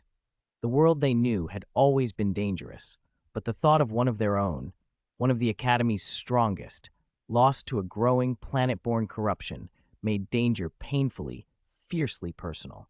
Chapter 192. Qian Renshui news that Tianshui Academy had lost a spirit saint at the newly appearing defilement point exploded through Heaven Do City like a bomb. Feng Ying and the others had done it on purpose. They wanted to draw powerful people to the defilement point, so they might have a chance, however slim, to rescue Shui Minger if she still lived. Even if hope was faint, they owed her vengeance and an explanation. On the top floor of a large 3-story restaurant on Heaven Do Street, a handsome blonde young man stood by the window, watching the bustle below with calm, measured eyes. Every motion he made carried an effortless air of nobility. A thin, middle-aged man in golden armor stood nearby and asked in a deep voice, "Young lord, shall I have that defilement point cleared? After cleansing one of those, extremely valuable treasures sometimes appear." The blonde was Shui Qinghe, crown prince of the Heaven Do Empire, Qian Renshui in disguise. She shook her head slightly. "No, Uncle Shi, that's not suitable for you. Others will handle it. We only need to observe." As crown prince and the young lord of Spirit Hall, she had seen every kind of rare treasure. They meant little to her. Then, unexpectedly, her eyes landed on a passerby outside. A flash of interest crossed her face. "What is it, young lord?" Shi Shui, the porcupine fish Douluo, also in golden armor but with a rounder build, asked when he saw the look. Shui Qinghe's expression turned animated. "Invite that person in, Uncle Shi Shui. Be courteous." Compared with the defilement point, she was far more interested in the stranger. "Understood, Your Highness." Shi Shui immediately took up his titled Douluo-level mental force and locked onto the young man in Shui Qinghe's sight. In the next instant, his figure blurred and vanished. Lu Jingming felt a gaze fasten onto him from behind and instinctively looked toward the restaurant he had just passed. His striking looks and unusual temperament made him used to being watched, but this was different, a mental pressure like a vice. He narrowed his eyes. Titled Douluo, he thought. In Heaven Do City, there were only a few titled Douluo-level powerhouses: Poison Douluo, Sword Douluo, Bone Douluo, maybe Clear Sky Douluo. So who would bother targeting him, a seeming spirit emperor? Before he could finish thinking, the porcupine fish Douluo stepped in front of him. "Young lord has invited you. Come with me." Lu Jingming looked the man over and smiled slightly. "What if I say no?" Xie briefly revealed the pressure of his spirit power, intending to intimidate the unusually handsome white-haired youth. The tactic failed. As he scrutinized Lu Jingming more closely, surprise and uncertainty crossed his features. It wasn't only the man's looks. The noble, confident aura and restrained arrogance the youth carried matched, even rivaled, his young lord's. That was what had drawn Shui Qinghe's attention in the first place. The porcupine fish Douluo had to admit, this was remarkable. "Then I apologize for my rudeness," he said stiffly. As a titled Douluo, he had temper, and if not for his young lord's instruction to be friendly, he would have taken the man by force. Since Lu Jingming seemed inclined to refuse, he prepared to enforce his young lord's will. But just as he was about to act, Lu Jingming smiled brightly. The sudden change had Shi Shui's mouth twitching with the odd sensation of being toyed with. He wasn't angry. His young lord was intrigued. And he was no petty man. It would be beneath a dignified title duo to trouble a junior unless necessary. "Good," Shi Shui said and led the way. Lu Jingming fell in step, eyes narrowed with interest. If this was the famed angel god, Qian Renshui, he might find it entertaining. They entered the restaurant, took the stairs to the top floor, and went straight to a luxurious private room. Lu Jingming stopped inside and regarded the noble yet gentle blonde before him. Seeing Shui Qinghe, he sighed inwardly at the thought of the woman hidden beneath the male disguise. Qian Renshui was peerlessly beautiful and had maintained her ruse in the Heaven Do Empire for years through talent, cunning, endurance, and intelligence. Yet Lu Jingming believed she always faltered at critical moments. Her love brain and occasional lapses in judgment, in his view, were largely responsible for Spirit Hall's downfall. Spirit Hall had been an overwhelming power, nearly 20 youth. Titled Douluo strong, able to sweep the continent, but they had been overly cautious and allowed rivals to grow. Even with 70,000 adherents among roughly 100,000 spirit masters on the Douluo Continent, and the prestige that made them almost an uncrowned king, a few costly mistakes in leadership had led to their collapse. It was hard for Lu Jingming to imagine anyone else handling such a foundation and failing so spectacularly, except under the guidance of two headstrong women. Shui Qinghe rose with a graceful smile and bowed in invitation. "Little brother, I apologize for inviting you so abruptly. I caught a glimpse of you and felt your temperament was extraordinary. I wished to make your acquaintance." Her manner was warm and humble, without a trace of princely arrogance. It felt like a spring breeze. Lu Jingming knew the prince was a disguise. The real Qian Renshui was colder and more aloof. Still, he played along, sitting across from Shui Qinghe and lifting a teacup she had clearly brewed himself. He wasn't worried about poison. She had made it with her own hands, and it would be a shame not to drink it. A flash of interest crossed Shui Qinghe's eyes at how casually he drank. She kept an easy smile. "Since you already know my identity, little brother, you must know I enjoy befriending talented youngsters. I saw your temperament and was delighted. May I ask where you're from?" Lu Jingming toyed with the question. "Are you trying to recruit me, Your Highness? I'm from the Star Luo Empire." The smile he gave her was half teasing. He was bored and looking for amusement. The remark fit both. Shui Qinghe's expression froze. She hadn't expected him to be so bold, and to claim the Star Luo Empire, long an adversary of the Heaven Do Empire. She felt that he wasn't lying, and that only deepened her interest. Here was someone who knew her identity, showed no fear or excessive respect, and calmly stated a potentially inflammatory affiliation. Lu Jingming's composure told her he wasn't inexperienced or weak. How could anyone who cultivated the kind of temperament he displayed be without backing? "You already know who I am, little brother, but I still don't know your name," Shui Qinghe said, smoothing her tone into gentle curiosity. "You seem young. Are there no elders with you?" She probed subtly. With the porcupine fish Douluo and the snake lance Douluo at her side, she was confident there were no other hidden powerhouses nearby. "My surname is Lu. My name is Jingming. As for my strength, I have a little confidence," Lu Jingming said with a smile, casually tracing a tiny circle in the air with his fingertip. He looked perfectly at ease. Shui Qinghe started slightly, then couldn't help laughing. At Lu Jingming's apparent age, he hadn't expected such a confident claim. Still, there was something about the young man that made Shui Qinghe hold his judgment. Lu Jingming's temperament was genuine, his clothing exquisitely made, no worse than imperial-grade fabrics, and the spirit tool on his wrist spoke of an extraordinary background. The surname Lu, however, was unfamiliar among the great families and sects of the Star Luo Empire. Shui Qinghe guessed Lu Jingming must come from a reclusive sect. Such hidden sects were not uncommon on this vast continent. Their conversation continued, and Shui Qinghe confirmed that Lu Jingming was traveling alone with no guards. From the way Lu answered and from details that came up, enough to be known only among top-tier forces, Shui Qinghe judged the young man's origins were indeed noble and backed by a powerful legacy. Porcupine Fish Douluo had quietly informed him earlier that Lu Jingming had not flinched from a trace of spirit pressure the Douluo had released. Even not using his full strength, a titled Douluo's pressure would phase most people. That Lu Jingming had shrugged it off spoke volumes.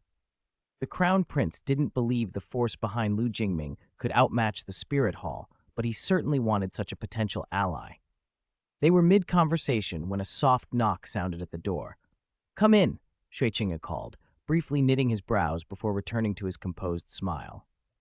The door opened, and a young girl with short golden hair glided in. Her face was delicate and fresh as a spring flower. "Brother Crown Prince," she exclaimed as she entered. "I heard a polluted spot appeared outside the city, and everyone rushed over. I want to go see it too." Her gaze landed on Lu Jingming, and she froze for a heartbeat before flushing and recovering. "I'm sorry, Crown Prince. I didn't know you had a guest." "It's all right, little sister. This is Lu Jingming, young Master Lu. He's a friend," Shui Qinghe said, smiling and leaning slightly closer to Lu as if to emphasize their acquaintance. Though they'd only just met, he framed it as if they'd been close for years. "Young Master Lu, Shuike was rude just now." The girl, Shuike, blushed deeply, and with the poise of a disciple of Moon Pavilion's pavilion master Tang Yuhua, she bowed elegantly. Her command of imperial etiquette was flawless. It's quite all right, Your Highness. The princess's nature is her charm, Lu answered with a gracious smile. He knew Shui Ke was much favored in the Heaven Do Empire. Even Qian Renshui, long disguised as Shui Qinghe, truly cherished Shui Ke as if she were a younger sister. Lu was curious to see how Shui Ke would react when she ever learned Shui Qinghe's true identity, but he had no intention of stirring trouble. He simply enjoyed observing people. Since he's my brother's friend, you needn't be so formal. Call me Shui Ke. Her voice was soft and sweet. Shui Qinghe looked at her with mild surprise. Spoiled by Emperor Shui, his sister could be headstrong and demanding. Even he sometimes found her trying. Few people could make Shui Ke behave differently, but Lu Jingming's appearance explained it. Even with self-control, one could be caught off guard by such looks. With the crown prince's recognition behind him, Lu Jingming naturally stood out to Shui Ke. What news did you hear? Shui Qinghe asked, not dwelling on the introduction. I heard Tianshui Academy lost a spirit saint at the polluted spot, Shui Ke said, hooking her arm through her brother's affectionately. They called in the 3 education committee members of Tiando Royal Academy to handle it. Schoolmaster Ning is very interested, so I wanted to ask brother to take me. I've never seen a polluted spot for real. Shui Qinghe's expression softened. Her spoiled tone always made him indulgent. If the teachers are concerned, we'll go see. Young Master Lu, would you like to join? How could I miss such a lively event? Lu Jingming replied at once. A polluted spot promised a spectacle. All right then, let's go find the teacher. Polluted spots are dangerous, no carelessness, Shui Qinghe said with a smile. He knew Porcupine Fish Douluo and Snake Lance Douluo beside him couldn't act openly. Their identities would be exposed. Escorting the 7 Treasure Glazed Tile School's party with Sword Douluo and Bone Douluo would be the safest option. Soon they joined Ning Fengji, Schoolmaster Ning, along with Bone Douluo and Sword Douluo, who were preparing to depart for the polluted spot. Porcupine Fish Douluo and Snake Lance Douluo stayed behind. They could not conceal themselves in front of such seasoned sect guardians. Ning Fengji agreed readily when Shui Qinghe asked to accompany him. Ning Fengji, dressed in white and carrying an air of refined authority, looked at Lu Jingming with a flicker of curiosity. He had been unlucky in recent times. First, he'd been betrayed by the Clear Sky sect, a sect that abandoned its allies at a critical moment. Then he'd taken Shui Qinghe as a favored disciple. The 7 Treasure Glazed Tile School had placed enormous hopes on Shui Qinghe's future, an investment that turned out to be fraught with unforeseen complications, not least because Shui Qinghe was, unknown to the school, actually Qian Renshui in disguise. Ning Fengji's decision to take Shui Qinghe as a disciple had been political as much as personal. He'd hoped to deepen the school's ties with the Heaven Do Empire and thus counter growing pressure from the Spirit Hall and other threats. After the previous Supreme Pontiff was gravely wounded and killed by Clear Sky Douluo, the Spirit Hall retaliated fiercely. The upper 3 sects rallied, 7 Treasure Glazed Tile School and the Blue Lightning Tyrant Dragon Clan among them. But the Clear Sky sect withdrew unexpectedly, sealing itself off and abandoning its allies. That retreat left Ning Fengji and his allies isolated and bearing the brunt of Spirit Hall's pressure alone. The losses were heavy. Sword Douluo and Bone Douluo fell in battle, and the sect's strength was severely diminished. 10,000 years on, though the 7 Treasure Glazed Tile School still existed, later renamed the 9 Treasure Glazed Tile School, it was a shadowed presence on the Douluo Continent.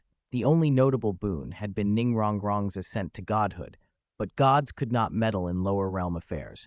Her godhood afforded little practical support to the sect.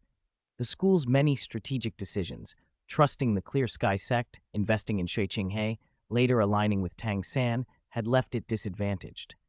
Even the Tang sect that Ning Fengji had aided ultimately offered no direct reciprocity, and the true legacy, the immortal herb of the ice and fire yin-yang, was kept hidden. As for the book containing the immortal herb recipes and some hidden weapon legacies, it was now in Lu Jingming's possession, but he had little interest in it. Chapter 194, Jingliu Blows Her Own Horn. Young man, who taught you to wield a sword? Shui Qinghe's companion, Lu Jingming, had already drawn a few curious glances when he was first introduced, but Ning Fengji, head of the 7 Treasure Glazed Tile School, only cast him a brief look. Ning had a habit of collecting and cultivating talent, and beyond appreciating Lu's appearance, he wasn't especially surprised. Sword Douluo, however, frowned and held his gaze on Lu Jingming.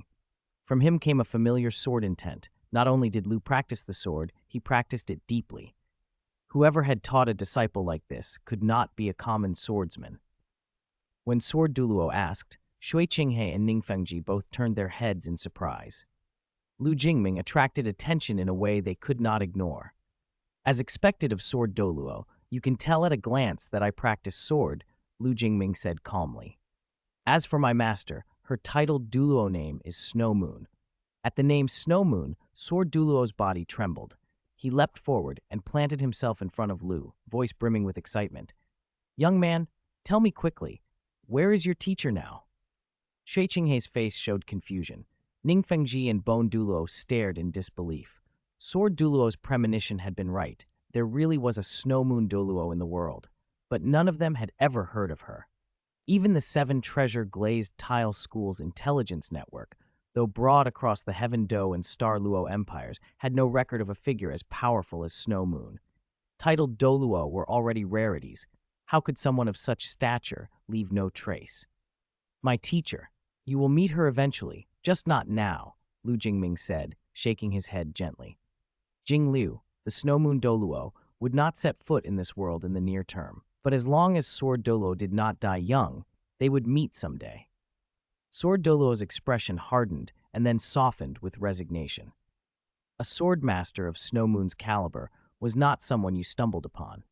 If their encounter hadn't started in the simulated universe, he might have continued thinking himself the continent's greatest swordsman. He did not doubt Lu Jingming's claim. Lu's sword intent, even if slightly different, clearly originated from the same lineage. As owner of the 7-kill sword intent, Sword Duo could sense such kinship between swords. Once Lu's connection to Snow Moon was known, Ning Fengji and the others treated him differently. Their attitude toward Shui Qinghe's companion warmed noticeably. Qinghe listened to Ning Fengji's questions and then regarded Lu Jingming with fascinated suspicion. Even Spirit Hall had no intelligence on Snow Moon Douluo, and neither Ning Fengji's own master nor his grandfather had ever mentioned her. Lu Jingming found it amusing. He hadn't lied exactly, only withheld details, letting Sword Douluo and the others draw conclusions. He enjoyed watching them puzzle it out. With this identity, the hospitality he received grew more generous. Ning Fengji, upon learning Lu was traveling alone, even invited him to be a guest at the 7 Treasure Glazed Tile School. The group rode in one of the school's carriages toward the outskirts of Heaven Do City. Along the way, they passed many people going in the same direction, various academies and teams drawn toward the contamination point outside the city. The Soul Master competition was still a month away, and students and instructors had free time. The contamination point promised excitement and the chance at rewards. With strong figures like the instructors from Tiando Royal Academy leading the way, and reinforcements from numerous academies, including word that Poison Douluo had arrived, and of course the 7 Treasure Glazed Tile School's own strength, few were deterred by danger. Lu Jingming noticed many familiar faces among them, though those people did not know him. Shui Qinghe saw Lu paying attention to the passing Spirit Master academies and offered, "If you like, Brother Lu, I can arrange for you to enter Tiando Royal Academy. You could even be a main member of the Heaven Do team for the competition next month." "Forget it, Brother Shui." Lu Jingming smiled. "For me, entering that competition would be like bullying children." To him, with Spirit Emperor level cultivation, competing in this world's Soul Master competition was a dimensionality reduction mismatch. No challenge and no fun. In his original world, representing an academy, even one-sided victories brought prestige and benefits to his city. Here, what would winning mean? A few spirit bones would hardly interest him, so he declined. Only Lu Jingming, Shui Qinghe, and Shui Ke rode in this carriage. Ning Fengji and the elder Douluos occupied another. Ning felt young people shared more topics, and he supported Shui Qinghe's efforts to court Lu. Shui Qinghe was his disciple and an investment for the school. Any connection that could help was welcome. Simulated universe, contamination points, Snow Moon Douluo, Uncle Sword, Uncle Bone, This world grows stranger by the day. How should the seven-treasure glazed tile school move forward? Ning Fengji asked, the mantle of sect master giving way to honest worry. The burden, since the Clear Sky sect's retreat, had been crushing. Under Spirit Hall's pressure, the seven-treasure glazed tile school's influence had contracted. From the outside, they still looked glorious, one of the upper three sects alongside the Blue Lightning Tyrant Dragon Clan, but both schools knew how precarious things truly were. Don't worry, Fengji, we're still here, Sword Douluo and Bone Douluo said, exchanging a glance and offering what comfort they could. Their strengths on the battlefield were unquestioned. When it came to long-term strategy and political maneuvering, Ning Fengji had to lead. Ning rubbed his temples at the thought of Spirit Hall. It loomed like an iceberg he could only glimpse. The one bright point was that Ning Rongrong's spirit had evolved into the 9-treasure glazed tile pagoda, raising it beyond the old 7-treasure limit at Spirit Saint rank. A 7-treasure pagoda at Spirit Saint would already boost Sword Douluo and Bone Douluo by a rank. A 9-treasure pagoda at titled Douluo level could enhance them far more. If the 9-treasure pagoda could be passed down through bloodlines, years from now it could fully replace the old pagoda and elevate the world's premier support spirit to unprecedented heights. Thinking of that future made Ning Fengji's blood stir and eased some of his pressure. By the way, young friend Lu doesn't look very old, about Rongrong's age. I wonder what his real strength is. Ning Fengji asked aloud.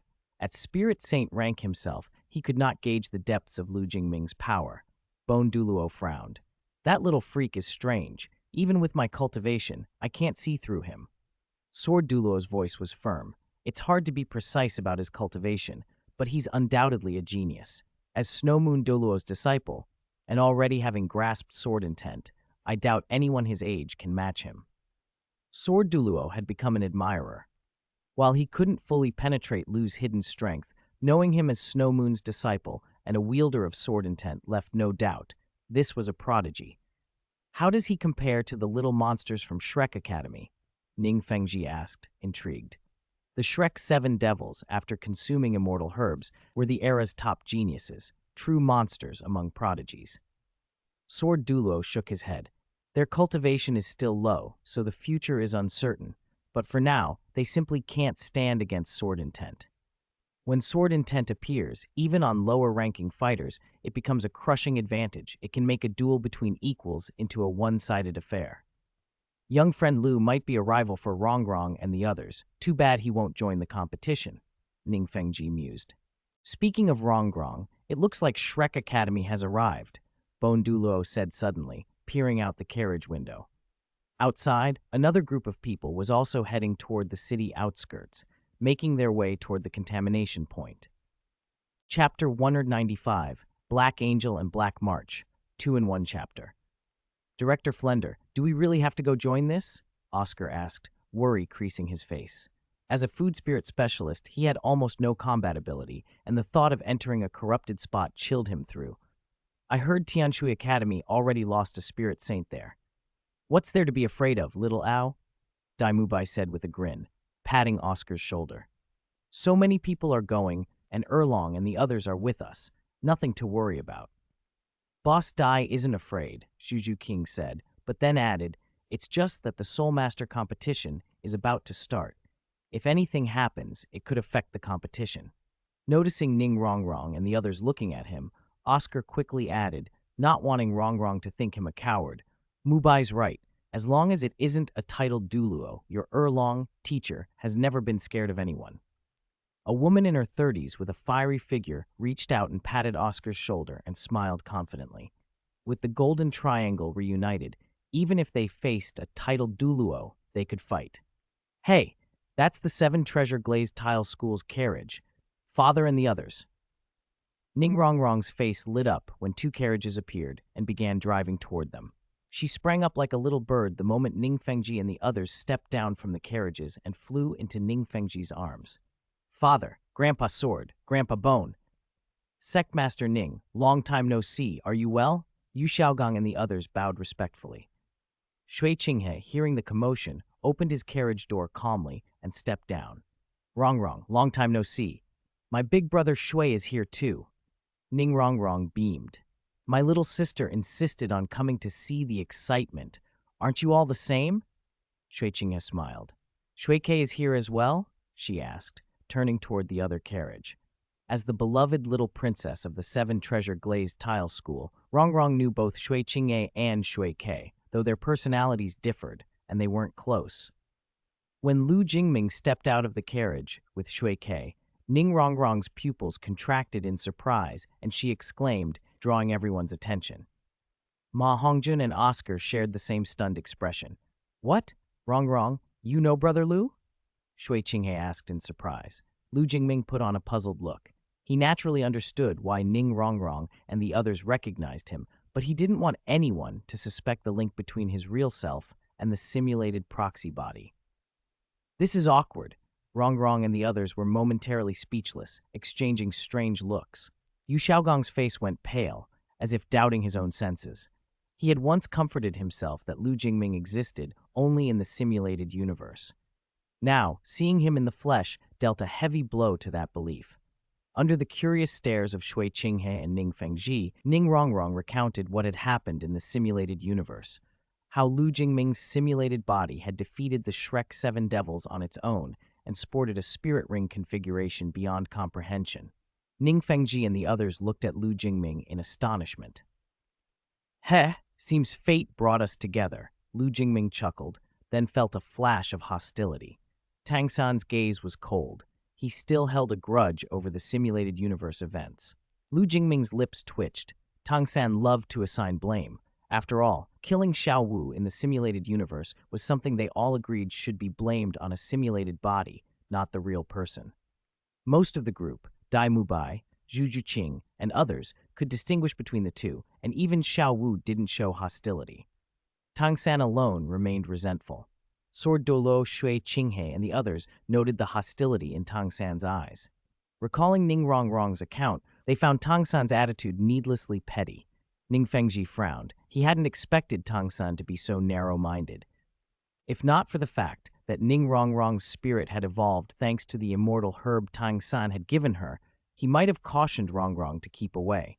He hesitated about continuing to invest in Tang San. Could someone with such a personality truly benefit the school? Sensing the attention, Tang San realized his behavior had been inappropriate and quickly let the hostility go, averting his gaze from Lu Jingming. Only a few sensitive people had noticed the awkwardness.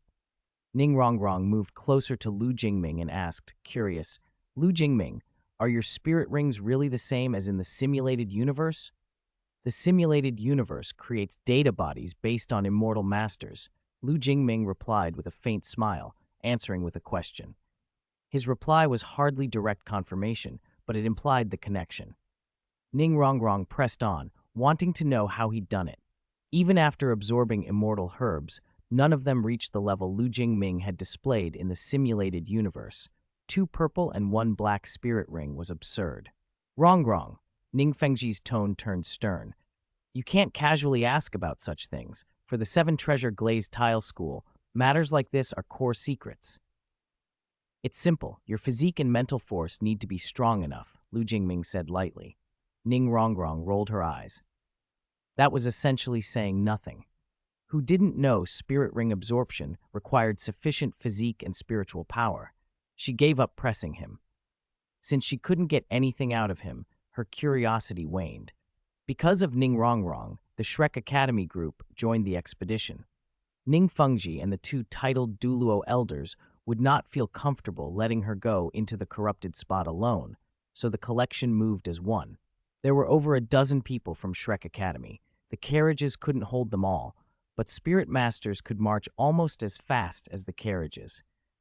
Soon they left Heaven Dew City behind and entered the denser wilderness. When the carriages could no longer proceed, everyone continued on foot. As they neared the targeted valley, a cold, corrupt aura struck them, making the group involuntarily shiver. When they arrived at the valley, indicated by intelligence, the sight of black chi pervading the air left most of them speechless. Is this the corrupted spot? It looks terrifying. Ning Rongrong instinctively moved closer to the sword and bone Douluos. Only by their sides did she feel any sense of security. Something's wrong. This is very wrong. Ning Fengji frowned. The Seven Treasure Glazed Tile School had cleared many corrupted spots, but none had felt so chilling and foreboding. Even corrupted spots that had once produced spirit Douluo-level monsters hadn't felt this oppressive. How could it change so much? It wasn't like this before we left. Shui Binger and her companions from Tianshui Academy stared dumbfounded. Less than 2 days had passed, yet the polluted area had expanded drastically, at least doubling. The rate of spread was abnormal, unlike any other corrupted spot they had seen. Whatever the reason, we have to go in and investigate. If there's a real problem, we must find it now. It's too close to Heaven Dew City. Meng Shenji, chief of the 3 senior educators of Tiando Royal Academy, said solemnly. With Poison Douluo Meisha here, no matter what appears, it won't cause trouble. Bai Baoshan, another of the 3, looked back and saw a white-haired old man being prodded along by a young girl with short purple hair and emerald eyes. Dugubo, the poison Douluo, ignored the 3 educators' attention and turned back with a smug smile. Little freak, I knew you wouldn't miss this. Old freak, you're the same, Tangsan shot back, smiling and stepping forward. The scene stunned many present.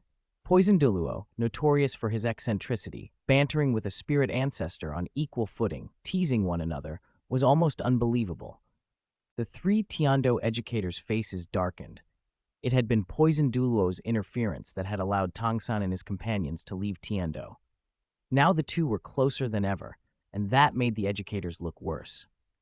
When the 3 educators saw Shui Qinghe and Ning Fengji, they immediately offered respectful salutes. Ning Fengji's cultivation might not match a titled Douluo, but as the schoolmaster of the 7 Treasure Glazed Tile School, his status rivaled them. Shui Qinghe had already won some allegiances. That was part of why Prince Shui Xing had ordered Dugubo to chase Tang San and the others away. Old freak, your cultivation has improved quite a bit. Sword Douluo observed Dugubo's graying hair. He remembered Dugubo's hair as green, and now the spirit power fluctuations around Dugubo were stronger, sure signs of a breakthrough. Prominent figures gathered for pleasantries while Feng Ying of Shenfeng Academy and Fire Lion of Blazing Academy stood at the edges, anxious but restrained. They burned to rush in and find Shui Minger, but the valley's black qi and oppressive aura made outright recklessness suicidal. Teacher, we must hurry. Shui Qinghe pointed to the rapidly withering trees and flowers. Everyone now clearly saw the black pollution spreading at a visible rate. Staying in that concentrated region of negative energy made Shui Qinghe uncomfortable. An urge to release his spirit and purify everything surged inside him, but he knew he couldn't. The feeling gnawed at him. At the current rate, if left unchecked, the pollution could reach Heaven Dew City in a few months. If the capital became a corrupted wasteland, the consequences would be catastrophic. Without further hesitation, everyone released spirit power to shield themselves and stepped into the valley. Although Shuikei's combat abilities were limited, she could resist the negative energy's erosion with spirit power so long as she didn't fight. Soon after they entered the valley, black-armored enforcement guards began appearing. Most were not strong. Students from the various academies could handle them. Over 100 people had come, and the lowest cultivation among them reached Spirit Elder, so dealing with these mindless guards proved manageable. Those who rushed to the front were mainly from Tianshui, Blazing, and Shenfeng academies. These 3 were closely linked, and Shui Minger's entanglement made them most anxious.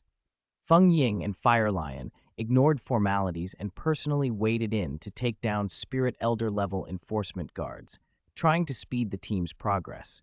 As they pressed deeper, stealthy figures in white and black robes began to appear, ambushing the unready and causing some to fall. Fortunately, Spirit Emperor and Spirit Saint-level teachers led every major academy's team, so there were no fatalities yet. If not for the 7 Treasure Glazed Tile School and Poison Douluo holding the line, many would have retreated. Their intent was to join in on the hunt for dropped treasures, not to act as cannon fodder. Watching enforcement guards and monsters reminiscent of the Wuchang Division's white impermanence fall along the way, Lu Jingming found the scene oddly comical. Then a peculiar, almost holy prayer rose up, and a massive angelic phantom formed out of thin air. It was splendid and pure, yet surrounded by black-red killing intent and evil chi, a stark, bewildering contrast. Angel spirit, someone exclaimed. Shui Qinghe focused on the figure within the phantom and saw a golden-haired girl in golden armor radiating holy light. Her eyes were blood red and her face veined with dark cracks. The twin-winged angel spirit was probably from the Angel Legion. Looking at the 2 yellow, 2 purple, and 1 black spirit rings on her, Shui Qinghe frowned. Judging by her appearance, she was perhaps 20 and already a spirit king, a rare elite. He had the impression she should be notable, but he couldn't identify her prototype. Lu Jingming, however, recognized her at once, Yu Mengdi, appearing as an elite monster. A Spirit King-level foe was beyond ordinary students. Fire Lion launched immediately, his blazing demonic lion phantom roaring behind him. He struck with a fiery, crushing punch at the angel. Golden sword light clashed with the fiery fist in a deafening explosion. A shockwave spread. Fire Lion moved like a blur, closing in and driving a beast claw hand straight through the darkened Yu Mengdi's chest. As the black chi dissipated, the angelic phantom collapsed. Fire Lion's hand came away clutching a golden longsword, the level 5 spirit tool dropped by Yu Mengdi.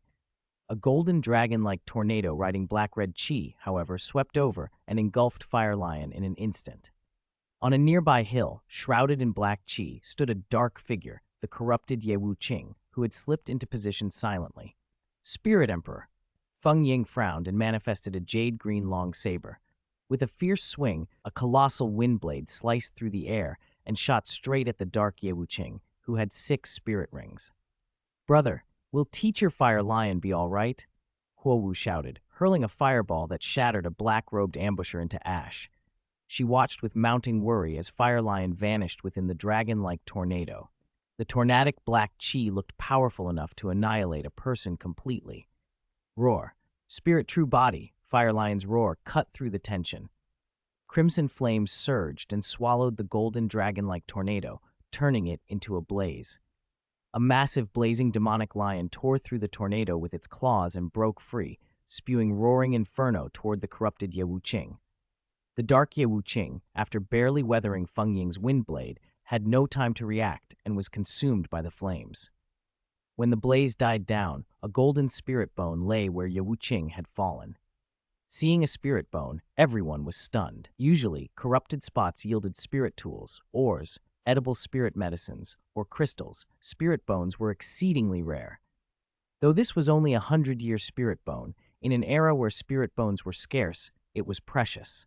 Fire Lion, himself surprised by his luck, pocketed the spirit bone. Riding the duration of his spirit true body, he plunged deeper into the valley. The discovery of a spirit bone injected a frenzy into the hunt. Spirit saints who had been holding back suddenly unleashed everything to seek out and slay high-level negative energy monsters, especially those at or above Spirit King. Flender and Zhao Wuji were among the spirit saints present. Flender, using his speed, grabbed many kills and annoyed others, but none dared complain. Shrek Academy was close to the 7 Treasure Glazed Tile School, and one of their students had ties to poison Douluo. Offending them would be unwise. Liu Erlong stayed by Yu Xiaogang's side. Their required protection was obvious. The reckless hunting attracted the attention of powerful forces deeper in the valley. A pink-haired girl drew a bow, and 6 spirit rings, 2 purple, 3 black, and 1 red, blinked into being. An ice-blue light arrow shot up hundreds of meters, and an instant later, it exploded into a rain of icy arrows. Terrifying cold chi descended, and frozen vapor turned into dense hail.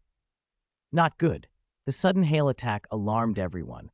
Whether struck by the arrow rain or the hail, the consequences would be unimaginable.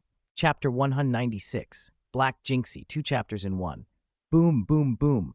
Hailstones and ice arrows rained down as spirit masters from the various academies used their abilities to defend themselves. Explosions rang out in rapid succession. A chilling aura spread fast, turning the area within several hundred meters into a world of ice and snow. Such terrifying ice attribute spirit abilities made the assembled students suffer. To protect the lower-level cultivators, the stronger spirit masters had to directly take the brunt of the ultimate ice assaults. Fortunately, the attacks were somewhat scattered. The stronger fighters blocked most of them. Only a few unlucky ones were frozen into ice sculptures, their fates left uncertain. A spirit ability at spirit duo level and launched from such a distance. Is this the core of the pollution point? Baibaoshan asked, the enormous heavenly star furnace hovering above him as he blocked some of the incoming ice arrows. That kind of long-range power meant the caster was at least spirit duo level. That ought to be it. Decide quickly. Let's go. Meng Shenji made a snap decision and activated his spirit. Wisps of black chi surged from his body. His spirit, the black demon, was a mental-type control spirit, but against these unintelligent black chi creatures, his power was useless. He couldn't control them. Desperation forced him to rely on raw spirit power instead. After all, his ability dragged opponents into dreams, provided the opponents could dream. These mindless constructs obviously couldn't. The 3 Grand Deans of Tiando Royal Academy led the charge into the valley's depths, and experts from the other academies rushed in after them. With the 3 titled Douluo watching over things, everyone advanced with confidence toward the center of the pollution point. When Lu Jingming, Shui Qinghe, Shui Ke, and the others arrived at the valley core, they found Meng Shenji and the others frozen in shock. Following their gaze, everyone involuntarily gasped. The valley plain was packed with black-armored soldiers, various spirit tools in their hands, an estimated several thousand. In the dim void, their thousands of scarlet eyes glowed faintly, sending chills through the crowd. All of these black-armored soldiers had cultivations above Spirit Elder. Even Dubo frowned at the sight. If they were living men, with his ability he could slaughter them easily. Indeed, his specialty was fighting many weaker opponents. But these soldiers were condensed from negative energy and completely immune to his poison. Is that Auntie? Shui Binger and Shui Yuer had been searching for Shui Minger's figure. Soon they saw a humanoid ice sculpture. The black erosion of qi had stained the ice. The trapped form inside was barely visible. Shui Binger recognized their auntie at once. Shui Minger. Minger! Huoshi and Fengying saw the ice statue too, and their faces drained of color. Their fists clenched, eyes burning with a fierce, sorrow-tinged anger. Even the most optimistic could tell that Shui Minger's survival chances were nearly nil. She had likely been corrupted by negative energy and turned into one of the black chi monsters. As more intelligent life approached, most of the black-armored soldiers surged like a tide toward Bai Baoshan and the others. The black ice crystal, encasing Shui Minger, cracked open with a series of sharp sounds, revealing her inside. Her face paper white, black patterns crawling over her skin. Where her long hair had been a silky blue, it was now pitch black. She opened her eyes. Her once sapphire gaze had become endless darkness, hollow and lifeless. 7 spirit rings shimmered on her body. With a shrill cry, she activated her spirit avatar, transforming into a several-meter-long, black coagulated water-flying Luan. Seeing the corrupted Luan, Shui Binger and Shui Yuer were filled with grief. Huoshi and Fengying were equal parts furious and pained. The battle erupted instantly. Though the black-armored soldiers were countless, many of the spirit masters present were far from ordinary. There were over 10 spirit saint experts and 3 spirit Douluo, including Meng Shenji. The heavenly star furnace slammed down like a meteor, carving a huge crater and dissipating more than a dozen black-armored soldiers into black chi. Green sky-blue vines shot from the ground as sharp spears, clearing those within a 100-meter radius. Against a spirit Douluo, these constructs, at most Spirit King level, were easy prey when they attacked mindlessly and uncoordinated. The black coagulated water-flying Luan and the towering flame demonic lion clashed, emerald blade lights crisscrossing. Huoshi and Fengying teamed up against the corrupted Shui Minger. Unlike them, the corrupted Shui Minger fought with nothing but killing intent. Her attacks were cold and ruthless. For a time, the 2 spirit saints were forced back. "Old freak, aren't you going to do something?" Tang San barked at Dugubo as blue-silver grass vines formed a sturdy cage to bind the approaching constructs. "All right, let's end this quickly. Yan Yan, stay here. Grandpa's going to deal with that core monster. See if anything good drops." Dugubo patted Duguyan's shoulder, confident. "Be careful, Grandpa." Duguyan trusted her grandfather completely. He was her idol, her pillar. Sword Douluo narrowed his eyes. "Good. That poison Douluo gets to test it first. I still feel something's off." Ning Fengji watched Ning Rongrong release the 9-treasure glazed tile pagoda and multitask to cast amplification spirit abilities for several teammates. A satisfied look crossed his face. Ning Rongrong had improved drastically. Sending her to Shrek Academy had been a wise choice. Her spirit's evolution alone had been worth the cost. Suddenly, a deafening roar echoed through the valley, followed by a tremendous dragon call. A platinum light dragon burst from the depths, holding a green light orb in its mouth. How is that possible? Everyone's faces altered when they realized what the green orb actually was. Dugu Bo, his body shining with surging green spirit power, desperately pressed his palms against the dragon's fangs, fighting not to be crushed. The explosion of light blew a small hill to dust and illuminated the valley. Above the chaos floated a white-haired, twin-tailed girl, peerless beauty softened by hairline cracks on her face, giving her a decadent, alluring look. Green light soared. Dugubo's clothes whipped in the wind as he charged upward, staring at the figure opposite him with a grim expression. A spirit emperor? What a joke, he snarled. Everyone stared at the 6 spirit rings on the girl, 2 purple, 3 black, and 1 red. The red one glinted with something no one expected to see, an ancient 100,000-year spirit ring. One must understand, among the 3 titled Douluo present, none had a 100,000-year ring. In this era, such rings were near myth. Only a very few titled Douluo would ever have one. It signified a power that could fight far above one's rank. Even so, enraged by the sight of a spirit emperor repelling him, Dugubo could not hold back. Spirit power surged like a tidal wave. The phantom of the Jade Phosphor Serpent Emperor condensed in the sky, spitting jade-green divine light at Black Jinxie. Black Chi swirled around her, but it could not mask the golden holy light emanating from her. Light and darkness, sacred and profane, contrasted on her person, and Lu Jingming could not help but feel, for a moment, that Black Jinxie was even more entrancing than the original Jin Shi. The phantom of the Dragon of Kronos rose, light ripples spreading like waves. Under Kronos' power, the charging process was skipped, the attack manifested in its peak state instantly. Golden and green light collided with a roar, lighting the sky. It's even match, Ning Fengji and the others breathed. Dugubo, normally weak in direct combat, had been boosted, perhaps by a breakthrough. Even so, he fighting to a standstill against a spirit emperor surprised everyone. Only Lu Jingming knew why. Jin Shi's time-manipulating power allowed the celestial dwelling light, which normally took at least a minute to charge to peak, to reach its peak instantly. Combined with Jin Shi's ultimate light attribute, the attack could rival that of a titled Douluo. Poison Douluo's poison had no effect on Black Jinxie, and he was not an offensive spirit master. So his attack felt comparatively weak. This was within Lu Jingming's expectations. But others knew none of this. They only saw a spirit emperor able to contend with a titled Douluo, and they stared at Black Jinxie with shock and fear, and at Dugubo with puzzled looks. The 2 giant spirit abilities slammed together, sending a fierce energy surge and a tidal shockwave outward. The black mist that had shrouded the sky and valley was instantly dispelled by the force. Warm sunlight pierced through like blades, scattering into the valley and revealing everything plainly. If anything drew attention now, it wasn't Dugubo and Black Jinxie, but a black throne that the clearing mist suddenly revealed. Perched on it was a handsome white-haired young master, eyes closed, one hand propping his cheek, as if napping. He looked completely at ease in the face of an arriving army, calm and arrogant.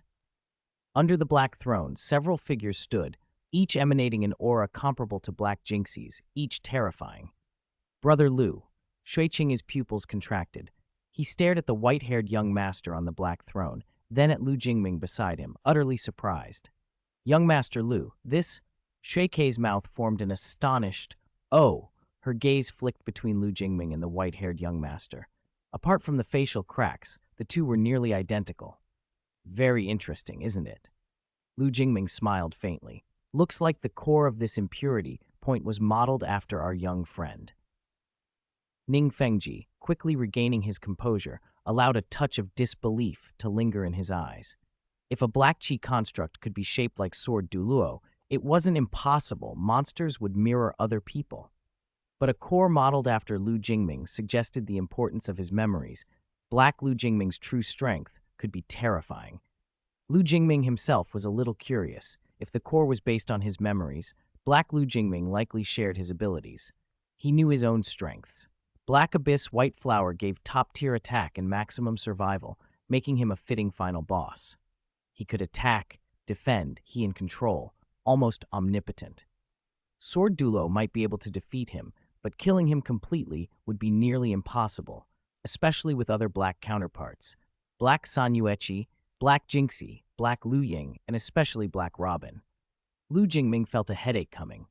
Judging by the current situation, he wasn't confident he could solo a raid like this without teammates.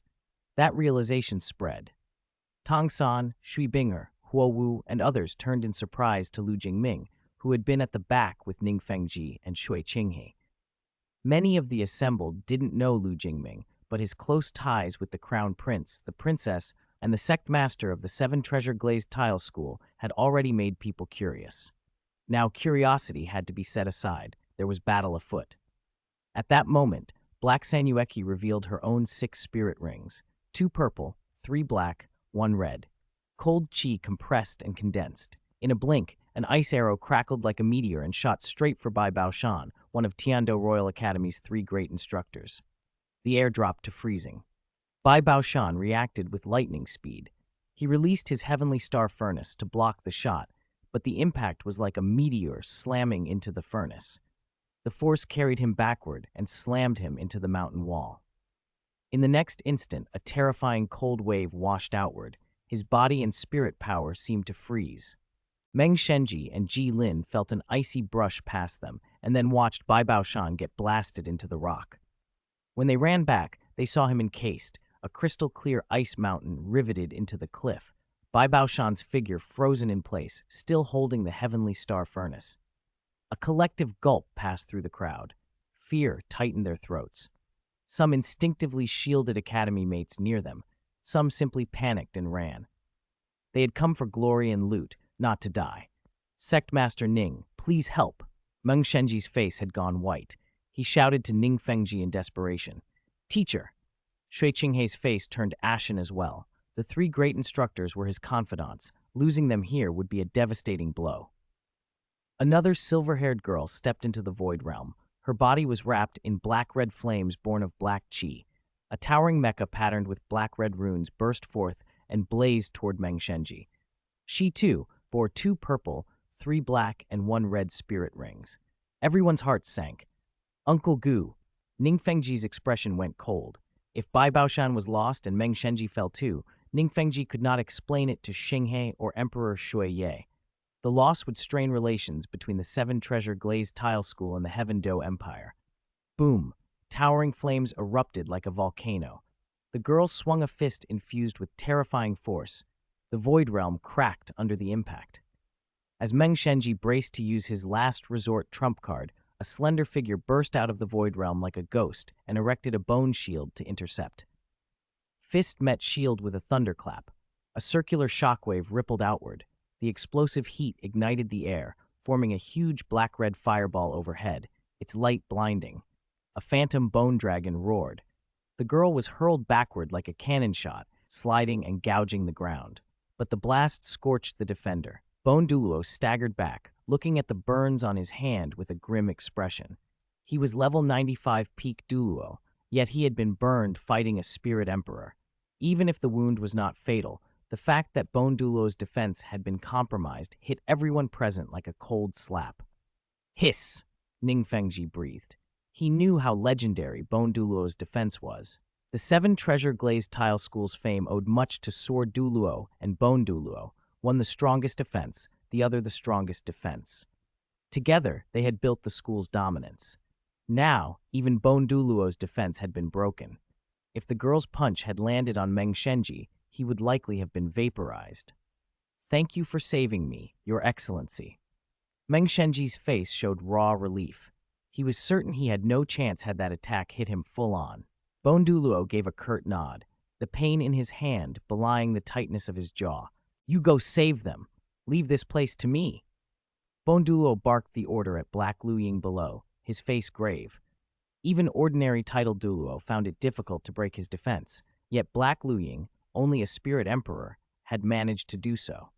A single 100,000-year spirit ring alone couldn't account for that kind of difference. There had to be something about her spirit, or some other factor. He glanced toward the distant sky where Dugubo and Black Jinxie were locked in a fierce duel. Although Dugubo held the advantage at the moment, it was clear he wouldn't finish Black Jinxie quickly. Teleportation, time slowing, status reset, precognition, the bizarre abilities Black Jinxie displayed steadily unnerved him.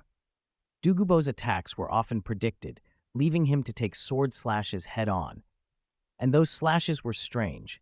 They could feel casual, yet 4 cuts would come from different angles at once, impossible to dodge. If the two had truly been at equal spirit power, Dugubo would surely have died from a single such strike. Everyone who had broken through to become a titled Douluo bore some pride. Dugubo had to admit the little girl before him was far more talented. If they were truly equals, he might not have even seen her back. He also understood the rule that negative energy monsters were usually stronger than their originals. If the clone was this powerful, what did that mean for the main body? And since the 100,000-year ring was genuine, the original must have it too. He was filled with doubts. He even began to suspect that the Douluo Continent he remembered was somehow false. He had never seen such an outrageous spirit emperor in all his years. Bone Douluo, meanwhile, felt a spreading unease. Without his notice, a layer of fiery red marks had crept across his body, marks that would not come off by any means. Black Lu Jingming leapt like a cannonball, the 100,000-year red spirit ring on her shining, and then she launched herself down in a crushing kick. Her third spirit ability, Dead Star Overload, imposed a fire attribute weakness on the target. Her sixth, Super Break, Starfall, hurled her like a meteor to deliver a devastating blow. Alarmed, Bone Douluo instinctively released his spirit avatar. A massive bone dragon, dozens of meters long and wrapped in dense black light, rose up to form an almost indestructible defense. A meteor of black and red flame trailed sonic booms as it smashed into the bone dragon with thunderous force. The red marks on the dragon flared, and the indestructible black barrier folded like paper. Black Lu Jing's kick struck without resistance. Black and red flames spread and transformed the bone dragon into a fire dragon before it was slammed into the ground. The impact sent a shockwave sweeping hundreds of meters. Dust filled the valley. Uncle Bone! Ning Fengji's eyes widened in disbelief. In his perception, Bone Douluo's defense was peerless. Even Sword Douluo would find it hard to break. Yet here the famed 95th rank Peak Douluo had been forced to use his spirit avatar and had his defense shattered so easily. Sword Douluo was calmer. He knew Bone Douluo's true power and suspected that, though Black Lu Jing's attack had unexpectedly pierced his defense, it could not seriously injure him. The clay sound of a dragon's roar soon confirmed it. The bone dragon flapped its great wings and launched a counterassault. Bone spikes erupted from the ground, turning the vicinity into a hellscape of white bones. Black Lu Jingming answered with a punch that flared into a pool of magma, halting the bone spikes. As a killing machine formed from negative energy, her intuition was razor-sharp. She had instantly neutralized Bone Douluo's fierce offense. Her main body, an experienced veteran, had rich battlefield experience. But in the end, the sheer gap in spirit power was a chasm. Unless she could kill Bone Douluo instantly, she would lose once he recovered. Yet in this corrupted spot she had an advantage she would not have in a one-on-one. Comrades, a silver dragon spear, shrieking through the air, struck the bone dragon from above like lightning. Bone Douluo's bone armor cracked with a crisp shatter as the spear pierced him. He felt his life force and spirit power being ravenously devoured by the weapon. In spirit avatar form, his enormous body could survive the loss of a few bone spikes, but if that spear had struck his head, his strongest defense, he doubted he could have stood against it. Lu Jingming watched and allowed a humorless twitch at the corner of his mouth. The planet's will had even copied a divine artifact here.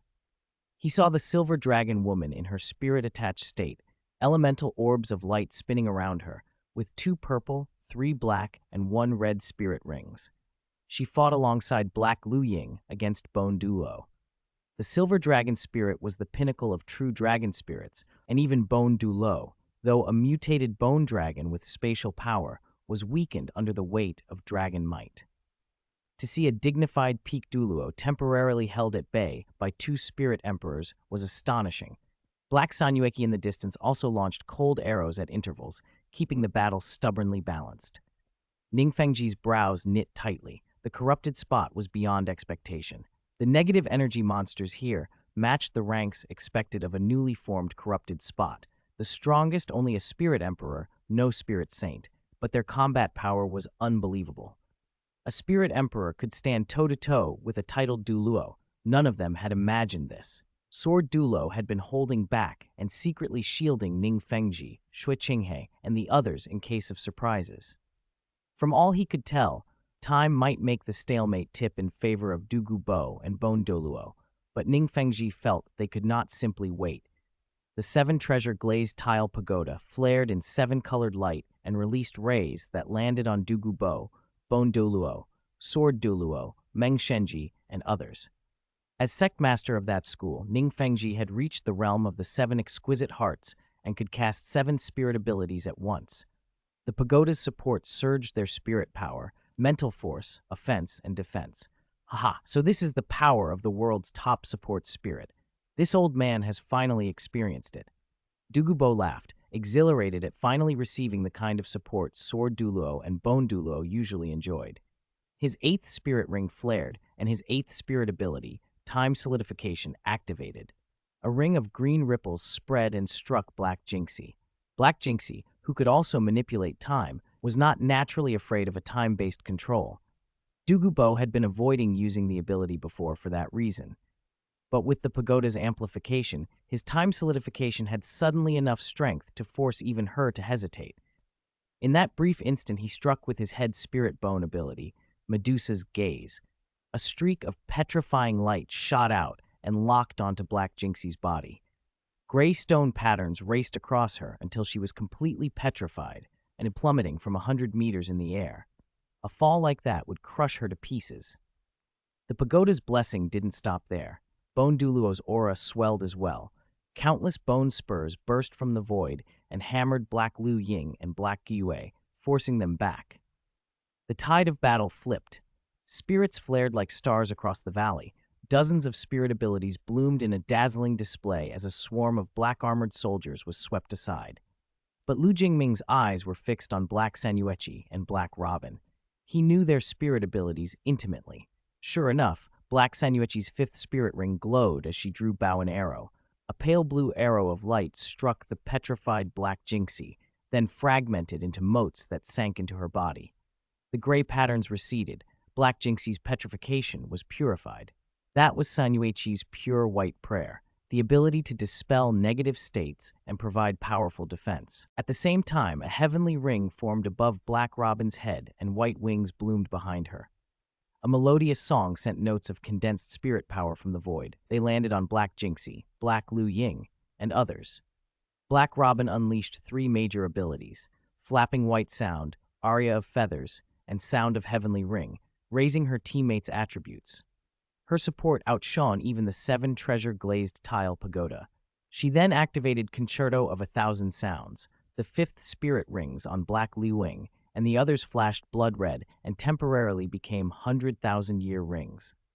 Her fifth ability, Fugue of the Stars, detonated their auras. Their spirit power leapt, ripping through the spirit saint barrier. Each gained a red seventh ring, the mark of a spirit saint.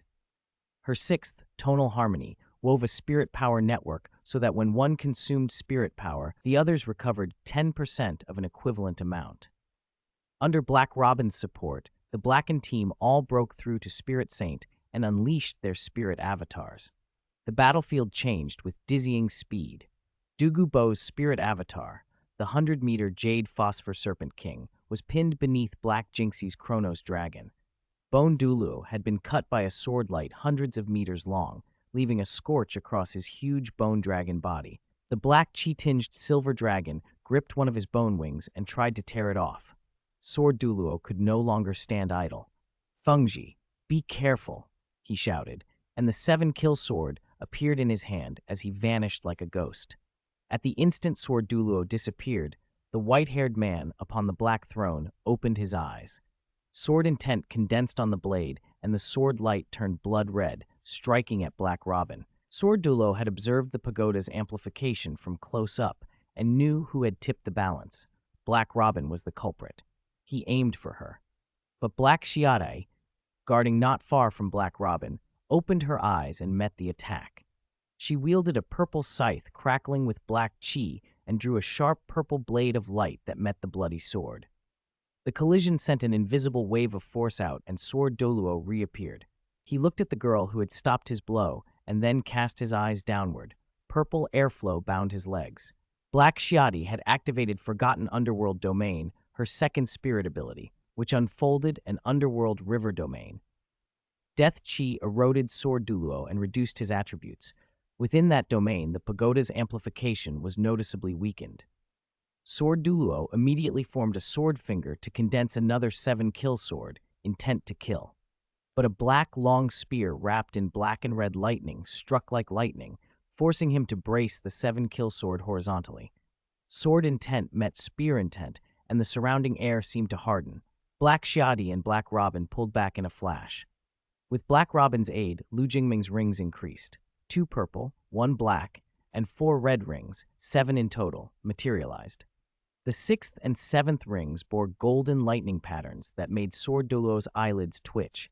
His peripheral vision flicked to Lu Jingming beside Ningfengji. "Brother Lu, aren't you cultivating the Tao of the sword?" Shi Qinghe asked, watching Lu Jingming wield a long black spear wrapped in black and red lightning and clash fiercely with Sword Douluo. "I do practice the sword," Lu Jingming said with a helpless shrug, "but I never said my spirit was a sword." He had indeed cultivated the Tao of the sword, but who had said a sword practitioner had to have a sword spirit? Shui Qinghe's eyes lingered on Lu Jingming's unusual 100,000-year rings and the golden lightning patterns.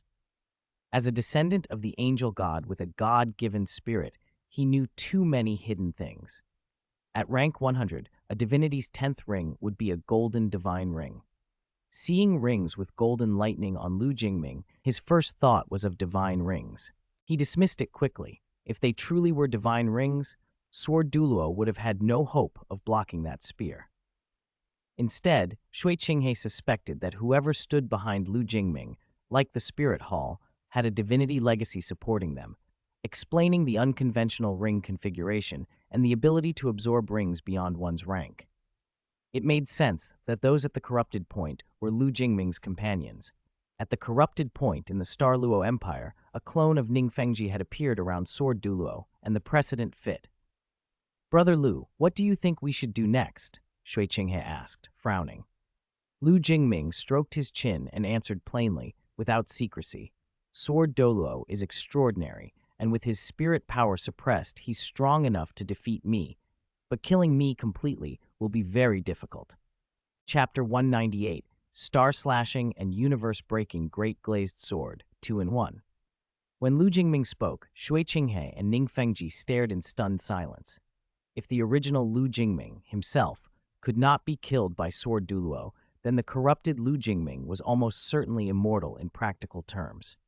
If they couldn't sever the corruption's core, all their efforts would be futile. Negative energy would replenish endlessly. The black-armored soldiers they struck down would revive and keep besieging them.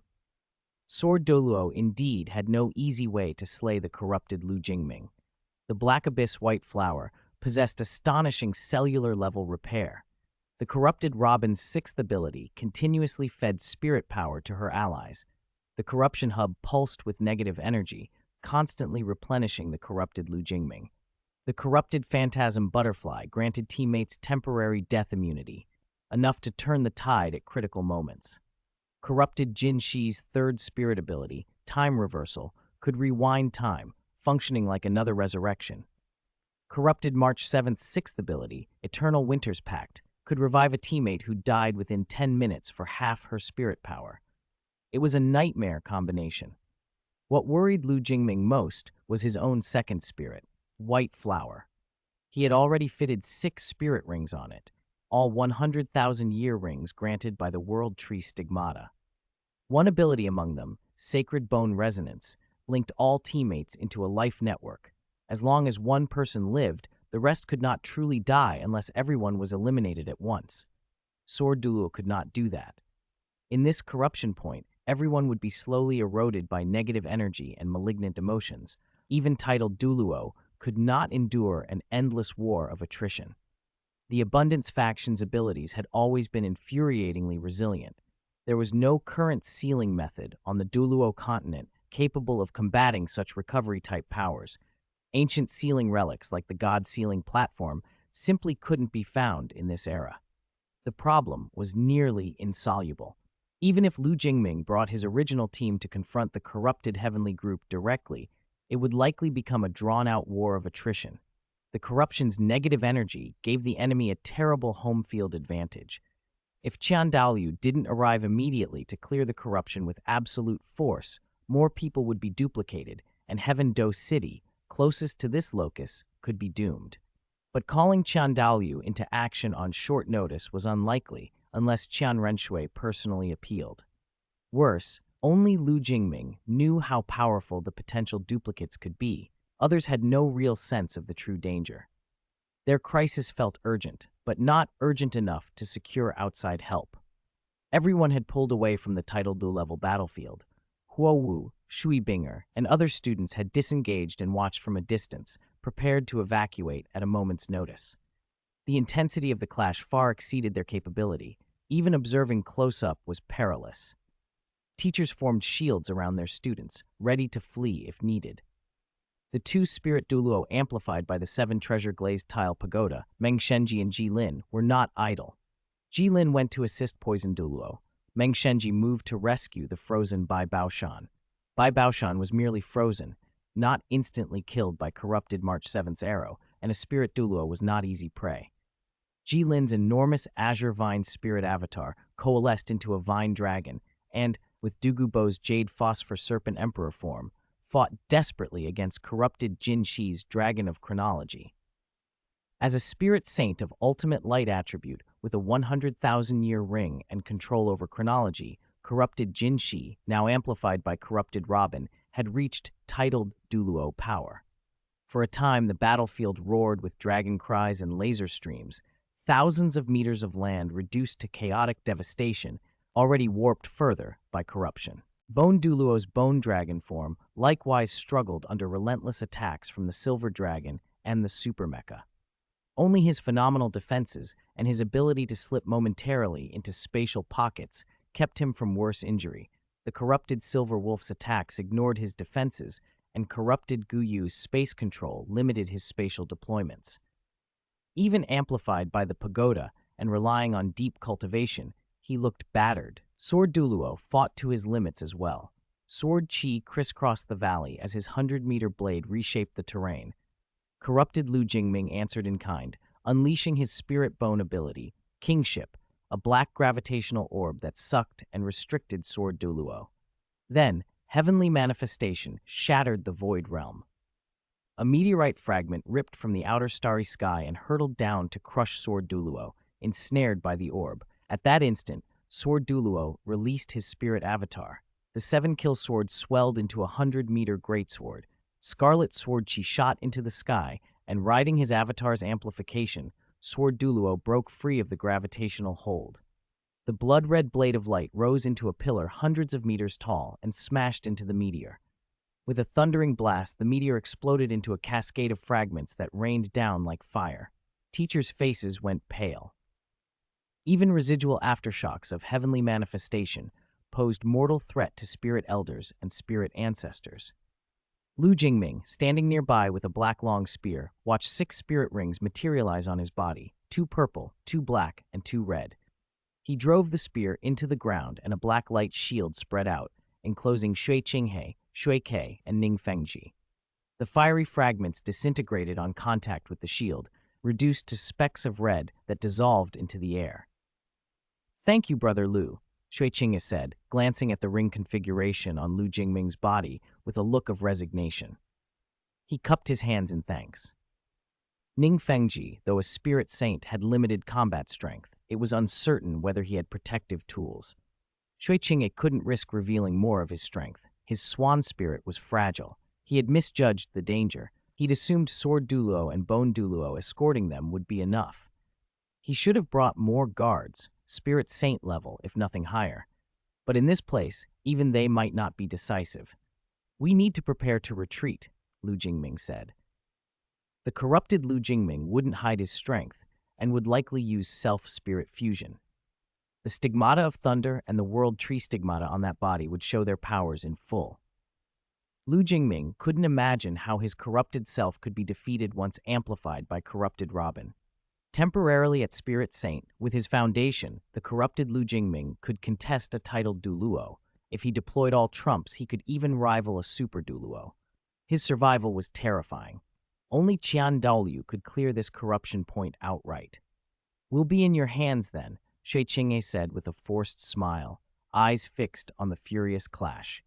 Ning Fengji had no spare moments. He gripped the 7-treasure glazed tile pagoda, maintaining its amplification.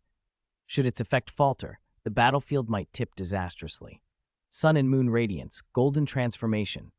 Yu Xiaogong, Flender, and Liu Erlong of Shrek Academy formed a triangular array, pouring out spirit power. Golden light erupted. A thunderous dragon roar filled the air as a golden holy dragon wreathed in flame and lightning manifested. Opposite it, the corrupted black Xiadai, footstep on the void realm, swung a sickle that slit the void. A purple dead dragon tore through reality, its maw channeling death into a dark purple breath that fired like a cannon. The golden saint dragon answered with golden, lightning-infused breath. The two beams clashed in the void realm, releasing massive energy fluctuations. "No, teacher, they can't hold." Tang San cried as the golden saint dragon's breath began to waver against the oncoming death breath. A chilling premonition rose in him. If the death breath hit, everyone in its path would die. "Spirit Avatar!"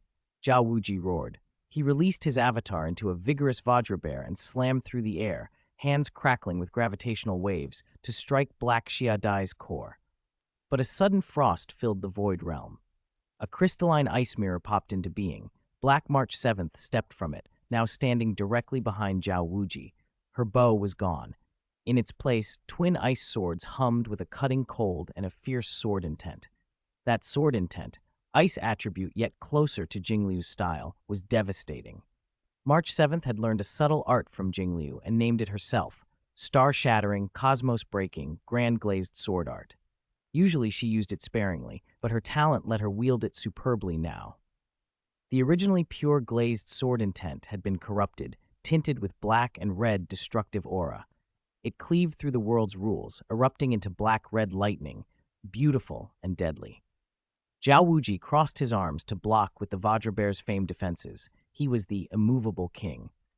But Black March 7th, amplified to the same spirit saint rank and carrying the essence of Jingliu's sword, struck too deeply. Flesh tore with a horrible sound. Zhao Wuji bled into the sky, his body blasted back like a cannonball, and worse, he was hurled toward Black Xiadai. The purple sickle pierced his chest, feeding on his life. His eyes widened in disbelief as life drained and his soul felt tugged away. "Teacher Zhao!" Tang San and the others shrieked, grief and disbelief turning their faces raw. Ning Rongrong, Juju King, Xiao Wu, and the others could only cover their mouths and sob.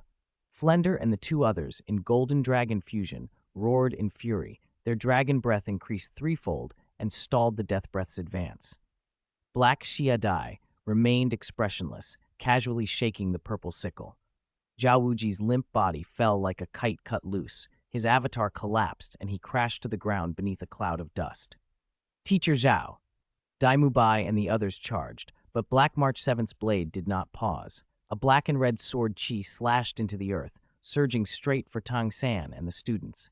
"No, wrong. Ning Fengji's face drained of color. Sword Douluo, distracted, couldn't intervene. Black Lu Jingming seized the moment. The mark of thunder on his body flared. Lightning formed an electromagnetic acceleration field, and the black spear became a meteor, an orange beam of super electromagnetic fire that struck Sword Douluo with impossible force. The impact flung Sword Douluo thousands of meters until he smashed into a small mountain, a mushroom cloud rising and a shockwave rippling out. Seeing that catastrophe, everyone abandoned hesitation. They grabbed surviving disciples and fled, desperation pushing them to break away. Tang San and the others threw out every spirit ability they had to stop the black-red sword chi. Ma Hongjun's scorching flames, Tongsan's tenacious blue-silver vines, Dai Mubai's white tiger lightwave, but each was sliced apart like paper. Despair tightened around them. Then Xiaowu stepped forward, resolute. Her fourth ring flared and golden light enveloped her as she activated her paragon golden body. With a heavy thud, her golden hands met the sword Qi. Black-red sparks surged. The paragon golden body granted 3 seconds of invulnerability. Just 3 seconds, but it was all they had. Tangsan's face drained. He knew how costly it would be. Xiaowu's spirit power poured out like a breached dam. 1 second later, the golden glow waned, her face paling as power ebbed. If nothing came, she would be cut in half, and everyone behind her torn apart. A dark golden hammer shot through the air like a meteor and smashed into the black-red sword Qi, shattering it. Xiaowu and the others were saved. The clear sky hammer, father. Tangsan staggered with a mix of shock and relief. He had already learned Tang Hao's identity from Tai Tan. The arrival of the clear sky hammer told him who had come. A burly, shabby man with a thick beard gripped a pitch-black hammer and stared warily at Black March 7th and Black Shadi. Tang Hao was a level 95 peak Douluo with a 100,000-year ring, but his body carried deep wounds from previous encounters. He'd severely injured the former Supreme Pontiff Qian Shunji and been hunted by Spirit Hall. He'd since fallen into decadence and drowned his pain in alcohol. His injuries never fully healed. Now he couldn't afford to be reckless against such formidable corrupted foes. "Little San, take your friends and leave," he barked. Tang Hao unleashed his spirit power without hesitation. Clear Sky Avatar. The dark golden spectral form of his avatar rose, hundreds of meters tall, swinging the massive clear sky hammer. The slaughter god domain spread like a black storm, dark gold and blood-red hues blotting the sky. The 100-meter hammer crashed down, stirring a terrifying tempest. The oppressive force made the surrounding space tremble. The battlefield reeled as the giant hammer fell, and for the first time in a while, a sliver of hope opened amid the chaos. Chapter 199, First-Rated Power, Holy Spear Bloom. Facing Tang Hao's clear sky avatar, Black Senueki's expression hardened. She raised her twin swords, and a blade light shot into the sky. A biting cold aura washed over the area, an emotionless killing intent filling the air as she unleashed the purifying evil-glazed sword. The sword intent seemed to take on substance, a blade tearing through space, and at the same time, the chill of six-phase ice spread outward, freezing the surrounding air into a brittle shell. Tang Hao's avatar faltered for a heartbeat. Almost simultaneously, Black Lu Jingming, who had just sent Sword Douluo flying with his super electromagnetic gun, condensed the Black Abyss spear in his left hand again. At the same time, a white cavalry spear appeared in his right hand from nowhere, wrapped with 6 blood-red spirit rings and green divine patterns, radiating a strong life force. Twin spirits. Everyone present gasped in shock. Shuiqing and Shuike instinctively turned toward Lu Jingming at the black light barrier beside them, disbelief plain on their faces. Lu Jingming couldn't help the corner of his mouth twitching. Black Lu Jingming's action was decisive. He was going to use a martial soul fusion skill, and fast. His Black Abyss White Flower Spirit has a 100% fusion rate, so the power of this fusion would be unfathomable. Even the Golden Triangle's Martial Soul Fusion skill, with a 99% fusion rate, had been enough for 2 Spirit Saints plus Yu Xiaogong's burden to contend with a titled Douluo. Now, a single Spirit Saint, using twin spirits to activate his own Martial Soul Fusion skill, meant power far beyond normal estimates. If Lu Jingming unleashed the first-rated power, Holy Spear Bloom, no target would likely escape. The first-rated power of the Black Abyss White Flower can lock onto a target from great distance. Once it hits, it decomposes everything to nothing, Lu Jingming said without hesitation. He did not know who Black Lu Jingming would target. If it was their side, he could only protect himself. Shui Qinghe, Shui Ke, and Ning Fengji might be lost. Everyone understood the terrifying nature of martial soul fusion. The higher the fusion degree, the more amazing the power unleashed. Now seeing twin spirits combine, the only reasonable guess was a near-perfect, if not complete, fusion. Uncle Sword, Uncle Bone, Poison Duo, Clear Sky Douluo, watch out, martial soul fusion skill. Ning Fengji's shout cut across the battlefield. His warning startled everyone, combatants and fleeing students alike, drawing their eyes to black Lu Jingming, who held the black and white spears. Those were two completely different spirits, each with its own spirit rings. Undeniably, twin spirits. No one had ever thought twin spirits could trigger a martial soul fusion skill. I am the black that devours all. I am the white that nourishes all. Born before creation, existing after annihilation. Black Lu Jingming raised both spears. The cold, mechanical words sent a chill through the onlookers. The two spears merged and formed the whole black abyss white flower, emitting a rotting, devouring power like the presence of death itself. First-rated power, Holy Spear Bloom. The voice fell, and the devouring black light locked on Tang Hao's clear sky avatar. Tang Hao's massive 100-meter-tall figure holding the clear sky hammer stood out on the field. The Holy Spear Bloom fixed on him immediately. A tide of death surged toward him, unavoidable. No matter where he fled, it seemed impossible to escape. Tang Hao's face went grim. If he couldn't avoid it, he wouldn't run anymore. Great Sumeru Hammer, ring explosion. Tang Hao roared.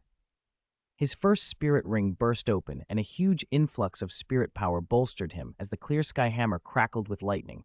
The black light moved like twisted space, erasing. It crossed thousands of meters in an instant and slammed into Tang Hao at lightning speed. Tang Hao's body tensed. Exertion pulled at old wounds, and a thin trail of blood ran from his mouth. There was no time to worry. He swung the clear sky hammer with everything he had. When the black light struck the hammer, the whole valley fell silent, as if space itself had frozen. Then a thunderous explosion tore the sky apart and ripped a shockwave through the clouds. The black light's corrupting force tried to decompose the clear sky hammer's power. Tang Hao answered with ring after ring. His second, third, and fourth spirit rings burst in succession, each ring explosion feeding him the energy to resist the spear's decomposition. The Great Sumeru Hammer was a divine technique of the Clear Sky sect. Its profound truth, ring explosion, could grant power far beyond the user's usual limits, but at a terrible cost.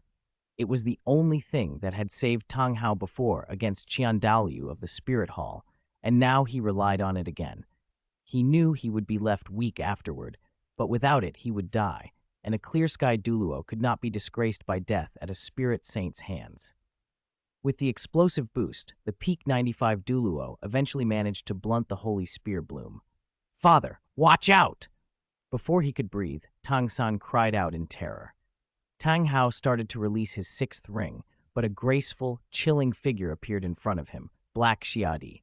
Her fifth spirit ring gleamed, and the scythe blade was sheathed in a palpable deathly aura, the fifth spirit ability, Caress of the Ghost Butterfly. It condenses death energy on the blade. Any strike corrodes life until it vanishes. Purple ghost butterflies fluttered and blood splattered. Tang Hao managed, barely, to explode his ring and dodge the fatal blow, but the scythe still grazed his chest, opening a bone-deep wound. The death energy poured in like a tide, burrowing through him and refusing to be shaken off. Tang Hao roared and swung his hammer with all his might. The void realm trembled, lightning arced wildly, the air shattered, and the sheer force flung Black Xiadi back. "Go!" He seized Tang San and Xiao Wu and fled. Lu Erlong and the others, who had transformed into the Golden Holy Dragon, broke off their battle with Lu Kexi's Death Dragon Wave. Talons extended, snatching Dai Mubai and the others, and they bolted for the valley exit. Time solidification. Dugubo seized the moment and unleashed his eighth spirit ability, briefly freezing Black Jinxie. He grabbed Duguyan and the others and retreated. Sword Douluo, shaken from an earlier strike by Black Lu Jingming's gun, but not severely wounded, slashed a blade at Black Ge Yue and Black Liu Ying from afar. A blood-red 7-kill sword Qi cut like lightning and forced them back, allowing Bone Douluo to merge into the Void Realm and spatially transfer back to Ning Fengji's side. "Fengji, go!" Bone Douluo's body was scarred and burned, Black Liu Ying's work. He twisted the space around them, enveloping Ning Fengji, Shui Qinghe, Shui Ke, and Lu Jingming, and performing a spatial transfer. Sword Douluo's strike bought them the time they needed. Then he streaked away like a sword light. Meng Shenji had rescued Bai Baoshan, frozen in an ice block, and fled with him. Black Sanueki fired a distant arrow that was intercepted by a vine dragon formed from the sky-green vine under Ji Lin's manipulation. A few unlucky people were captured, but most who wanted to escape managed to flee. Within moments, the core of the filth point lay empty. Only a dozen corpses remained, mostly Spirit Emperor-level teachers and the unlucky Spirit Saint Zhao Wuji. The group stopped only after dozens of kilometers, shaken and exhausted. More than 100 people had marched in confidently. Now fewer than 100 remained, all looking battered and incredulous. If not for several titled Douluo drawing most of the enemy's attention, none of them might have escaped. "Uncle Sword, Uncle Bone, are you both all right?" Ning Fengji's face was tight with worry as he looked at Sword Douluo and Bone Douluo. "We're fine, just some minor injuries. We were careless," they said, but both looked worse than their words implied. The experience had felt unreal. Two powerful Douluo, one at 95 peak, the other at 97 peak, had been pressed by a group of spirit saints with Ning Fengji's help. It was almost unbelievable. Lu Jingming shook his head as well. Without Black Robin's interference, clearing this filth point should have been easy for Sword Douluo and Bone Douluo. Black Lu Ying and the others were strong, but only spirit emperors, capable of fighting a titled Douluo. Once Black Robin amplified their power to Spirit Saint level, the situation changed completely. In the Spirit Master hierarchy, Spirit Saint is a critical divide. Breaking through makes one an advanced Spirit Master. A force guarded by Spirit Saints is an advanced power. The gap in combat capability between Spirit Emperor and Spirit Saint is like heaven and earth. Spirit Emperors might fight a titled Douluo, but Spirit Saints can suppress titled Douluo and, when acting together, overwhelm peak Douluo. The moment Lu Jingming saw Black Robin, he predicted Sword Douluo and the others would meet trouble, and the battle proved his prediction right. Tang Hao's clones, 6 in all, had titled Douluo-level strength. One clone pinned Sword Douluo, Black Jingxi held Dugu Bo, Black Lu Ying and Black Guiyue restrained Bone Douluo. Only the Golden Triangle could stop Black Sanyueki and Black Xiadi. With Tang Hao protecting Little San, Tang Hao being forced out was almost inevitable. Still, Tang Hao's ability to withstand the first-rated power of the Black Abyss White Flower was better than Lu Jingming expected. The ring explosion had done its job, yet Tang Hao had been struck by Black Xiadi's fifth ability. His survival was only a matter of time. How long he could hold on was unknown. In this world, the only ones who might dispel Xiadi's death power were Lu Jingming or Xiadi herself, or a divinity. Xiadi was not in this realm. Lu Jingming had little reason to save Tang Hao, and divinities rarely intervened in the lower realm. Tang Hao's prospects were grim. The death energy clung like maggots, slowly consuming his life until his soul flew and his spirit scattered. "Father!" Tang San supported Tang Hao, staring at the purple death energy spreading across the wound in his chest. He poured spirit power into Tang Hao, sensing the horrific internal damage and watching as the death energy greedily devoured everything he gave. Even the spirit power he infused was swallowed the instant it neared the corruption. "It's all right, Little San. I can still hold it back," Tang Hao said. He knew the severity of his injuries but showed no panic. Death might be a release for him, a reunion with Yin. What he couldn't relinquish were Tang San and the Clear Sky sect. He felt he had shamed the sect and his deceased father, who had died in anger because of him. He was ashamed to face the sect's ancestors. Injured and unable to strike at the spirit hall properly, he had only been able to attack branch halls, another regret. Had Tang San not appeared, he might have resigned himself to decadence and then gone to Yin. Now he could not avoid seeing her. Dean Flender, Teacher Zhao, he, Ning Rongrong, and the others looked toward Zhao Wuji's fate. Flender closed his eyes, sorrow on his face. "Sigh, it's all my fault." If he hadn't been greedy for treasure and led them to the filth point, Zhao Wuji would not have died. The remorse weighed on him. Oscar and the others were also grief-stricken. The mood grew heavy. "Uncle Feng, Uncle Huo, can Auntie still be saved?" Firelion and Windshadow had dragged Shui Minger out of the filth point. Shui Minger lay sealed in ice by Shui Binger, inside an ice coffin. Unlike the negative energy clones, Shui Minger's body was real. Outside the filth point, the negative energy around her slowly dissipated, but the body remained. Meng Shenji, a mental-type spirit Douluo, examined her carefully. "Her soul is trapped in her body by that negative energy. That's good. The bad news is her heart is shattered and the physical body is dead. Once the negative energy fully dissipates, her soul will vanish with it. He sounded surprised. This was the first time he had seen such a state. Though Meng Shenji felt powerless, he didn't want to give up. "Student Ye Lingling, come see if you can heal her," he called. Ye Lingling hesitated. She was only a spirit elder-level healer. Du Guyan encouraged her gently. "It's okay. Try. We're all here."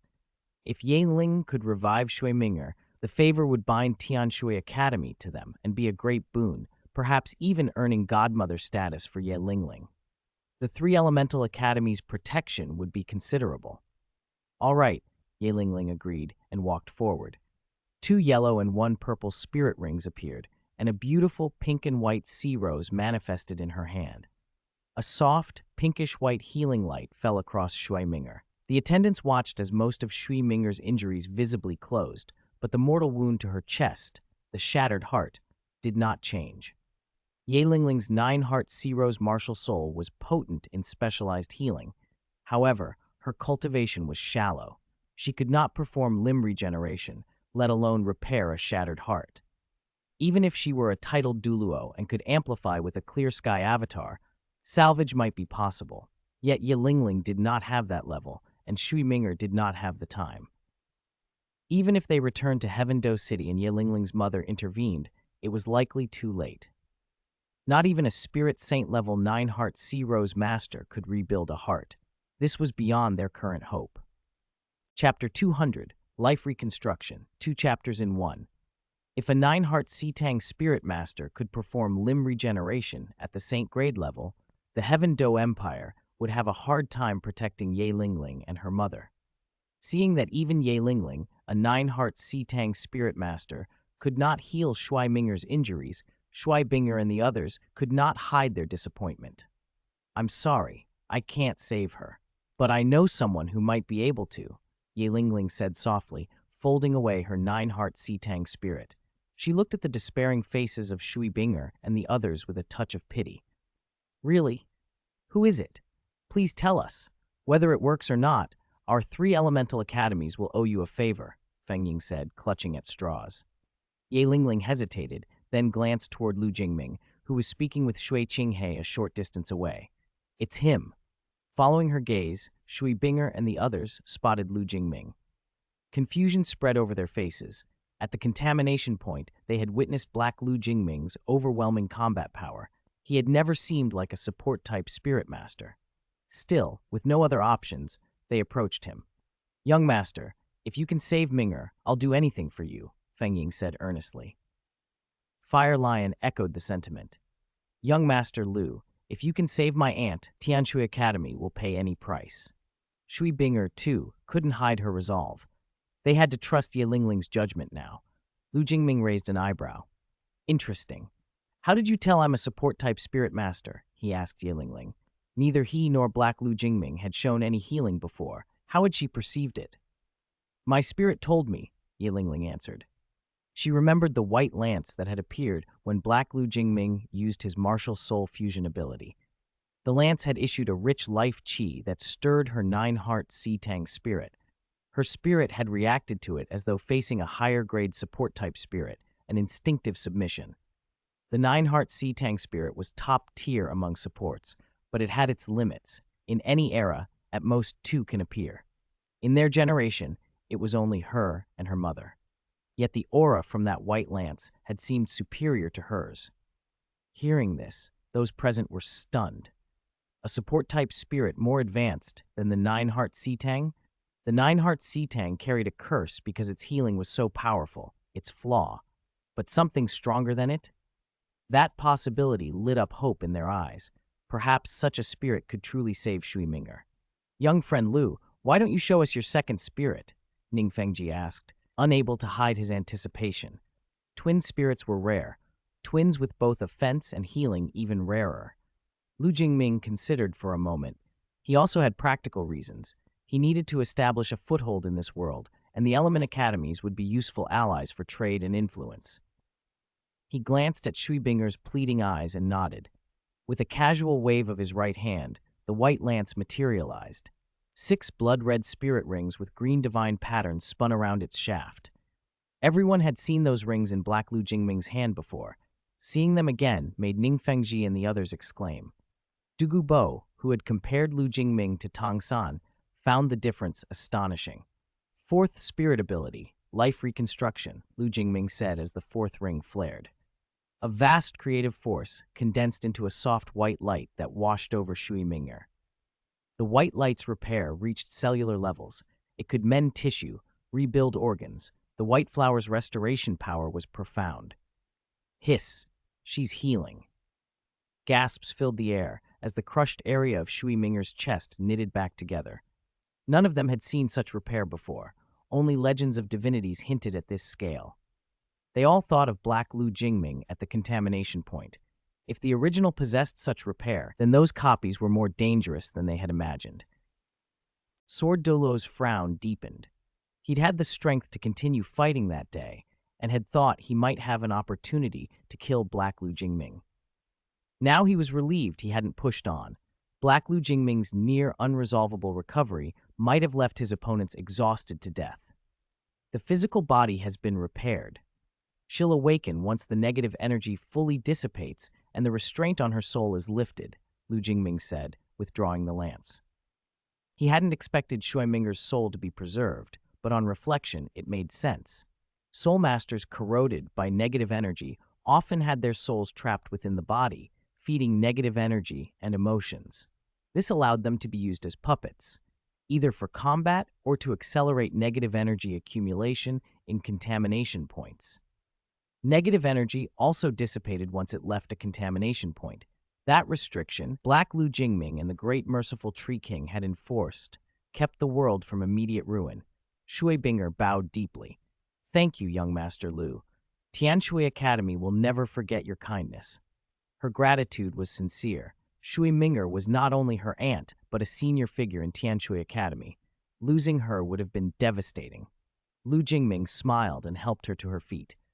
I plan to establish a merchant association to sell items. Could young Miss Shui Binger help me? Of course. Call me Binger. You're Tianshui Academy's benefactor. We don't need to be so formal, she replied quickly. Fengjing and Fire Lion also stepped forward to pledge support. Befriending someone like Lu Jingming, mysterious, powerful, and capable of divine healing, would only bring benefits. Brother Lu, don't be so formal. If you need anything, I'll help, Shui Qinghe said lightly. Ning Fengji added, our 7-treasure glazed tile school can also assist with the merchant association. The 7-treasure glazed tile school had long excelled at appraisal and trade. Their networks would be valuable. Lu Jingming accepted the goodwill. He had no desire to dominate the world. This place was an experimental ground. Building relationships served his goals. From Shrek Academy, a shout rang out. Father! Tang San's eyes widened when he saw Shui Minger's heart repaired. If a destroyed heart could be reconstructed, could Lu Jingming treat Tang Hao? He wanted to ask right away, but their relationship with Lu Jingming hadn't been close. Pride and awkwardness held him back. Xiao Wu noticed Tang San's hesitation. She whispered to Ning Rongrong, and Ning Rongrong, who had connections with Lu Jingming, ran over without hesitation. Young Master Lu, can you save His Excellency Clear Sky Douluo and Teacher Zhao? She pleaded, eyes full of hope. Ning Fengji frowned but did not stop her. Tang San had been kind to Ning Rongrong.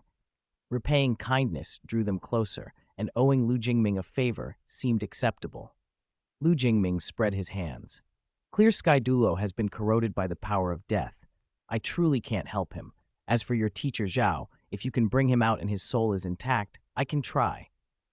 He could treat Tang Hao in theory, but he wouldn't act without reason. He certainly wouldn't do it for free, unless Tang Hao could offer Yin's 100,000-year soul bone in payment. Tang Hao's attachment to Yin made that unlikely. Zhao Wuji's case was different. If Shrek could get him out intact, Ning Fengji's school would cover the treatment. Ning Rongrong looked back at Tang San, distressed. Ning Fengji intervened gently. Rongrong, it's not that Grandpa Sword and Grandpa Bone don't want to help. It's simply too dangerous in there. He wasn't unwilling to aid Shrek Academy, but he wouldn't risk Sword Douluo and Bone Douluo. Who could guarantee Black Lu Jingming wouldn't use Saint-grade Lance Bloom again inside the contamination point? Even Clear Sky Douluo had barely countered that attack with ring explosion and suffered corrosive effects.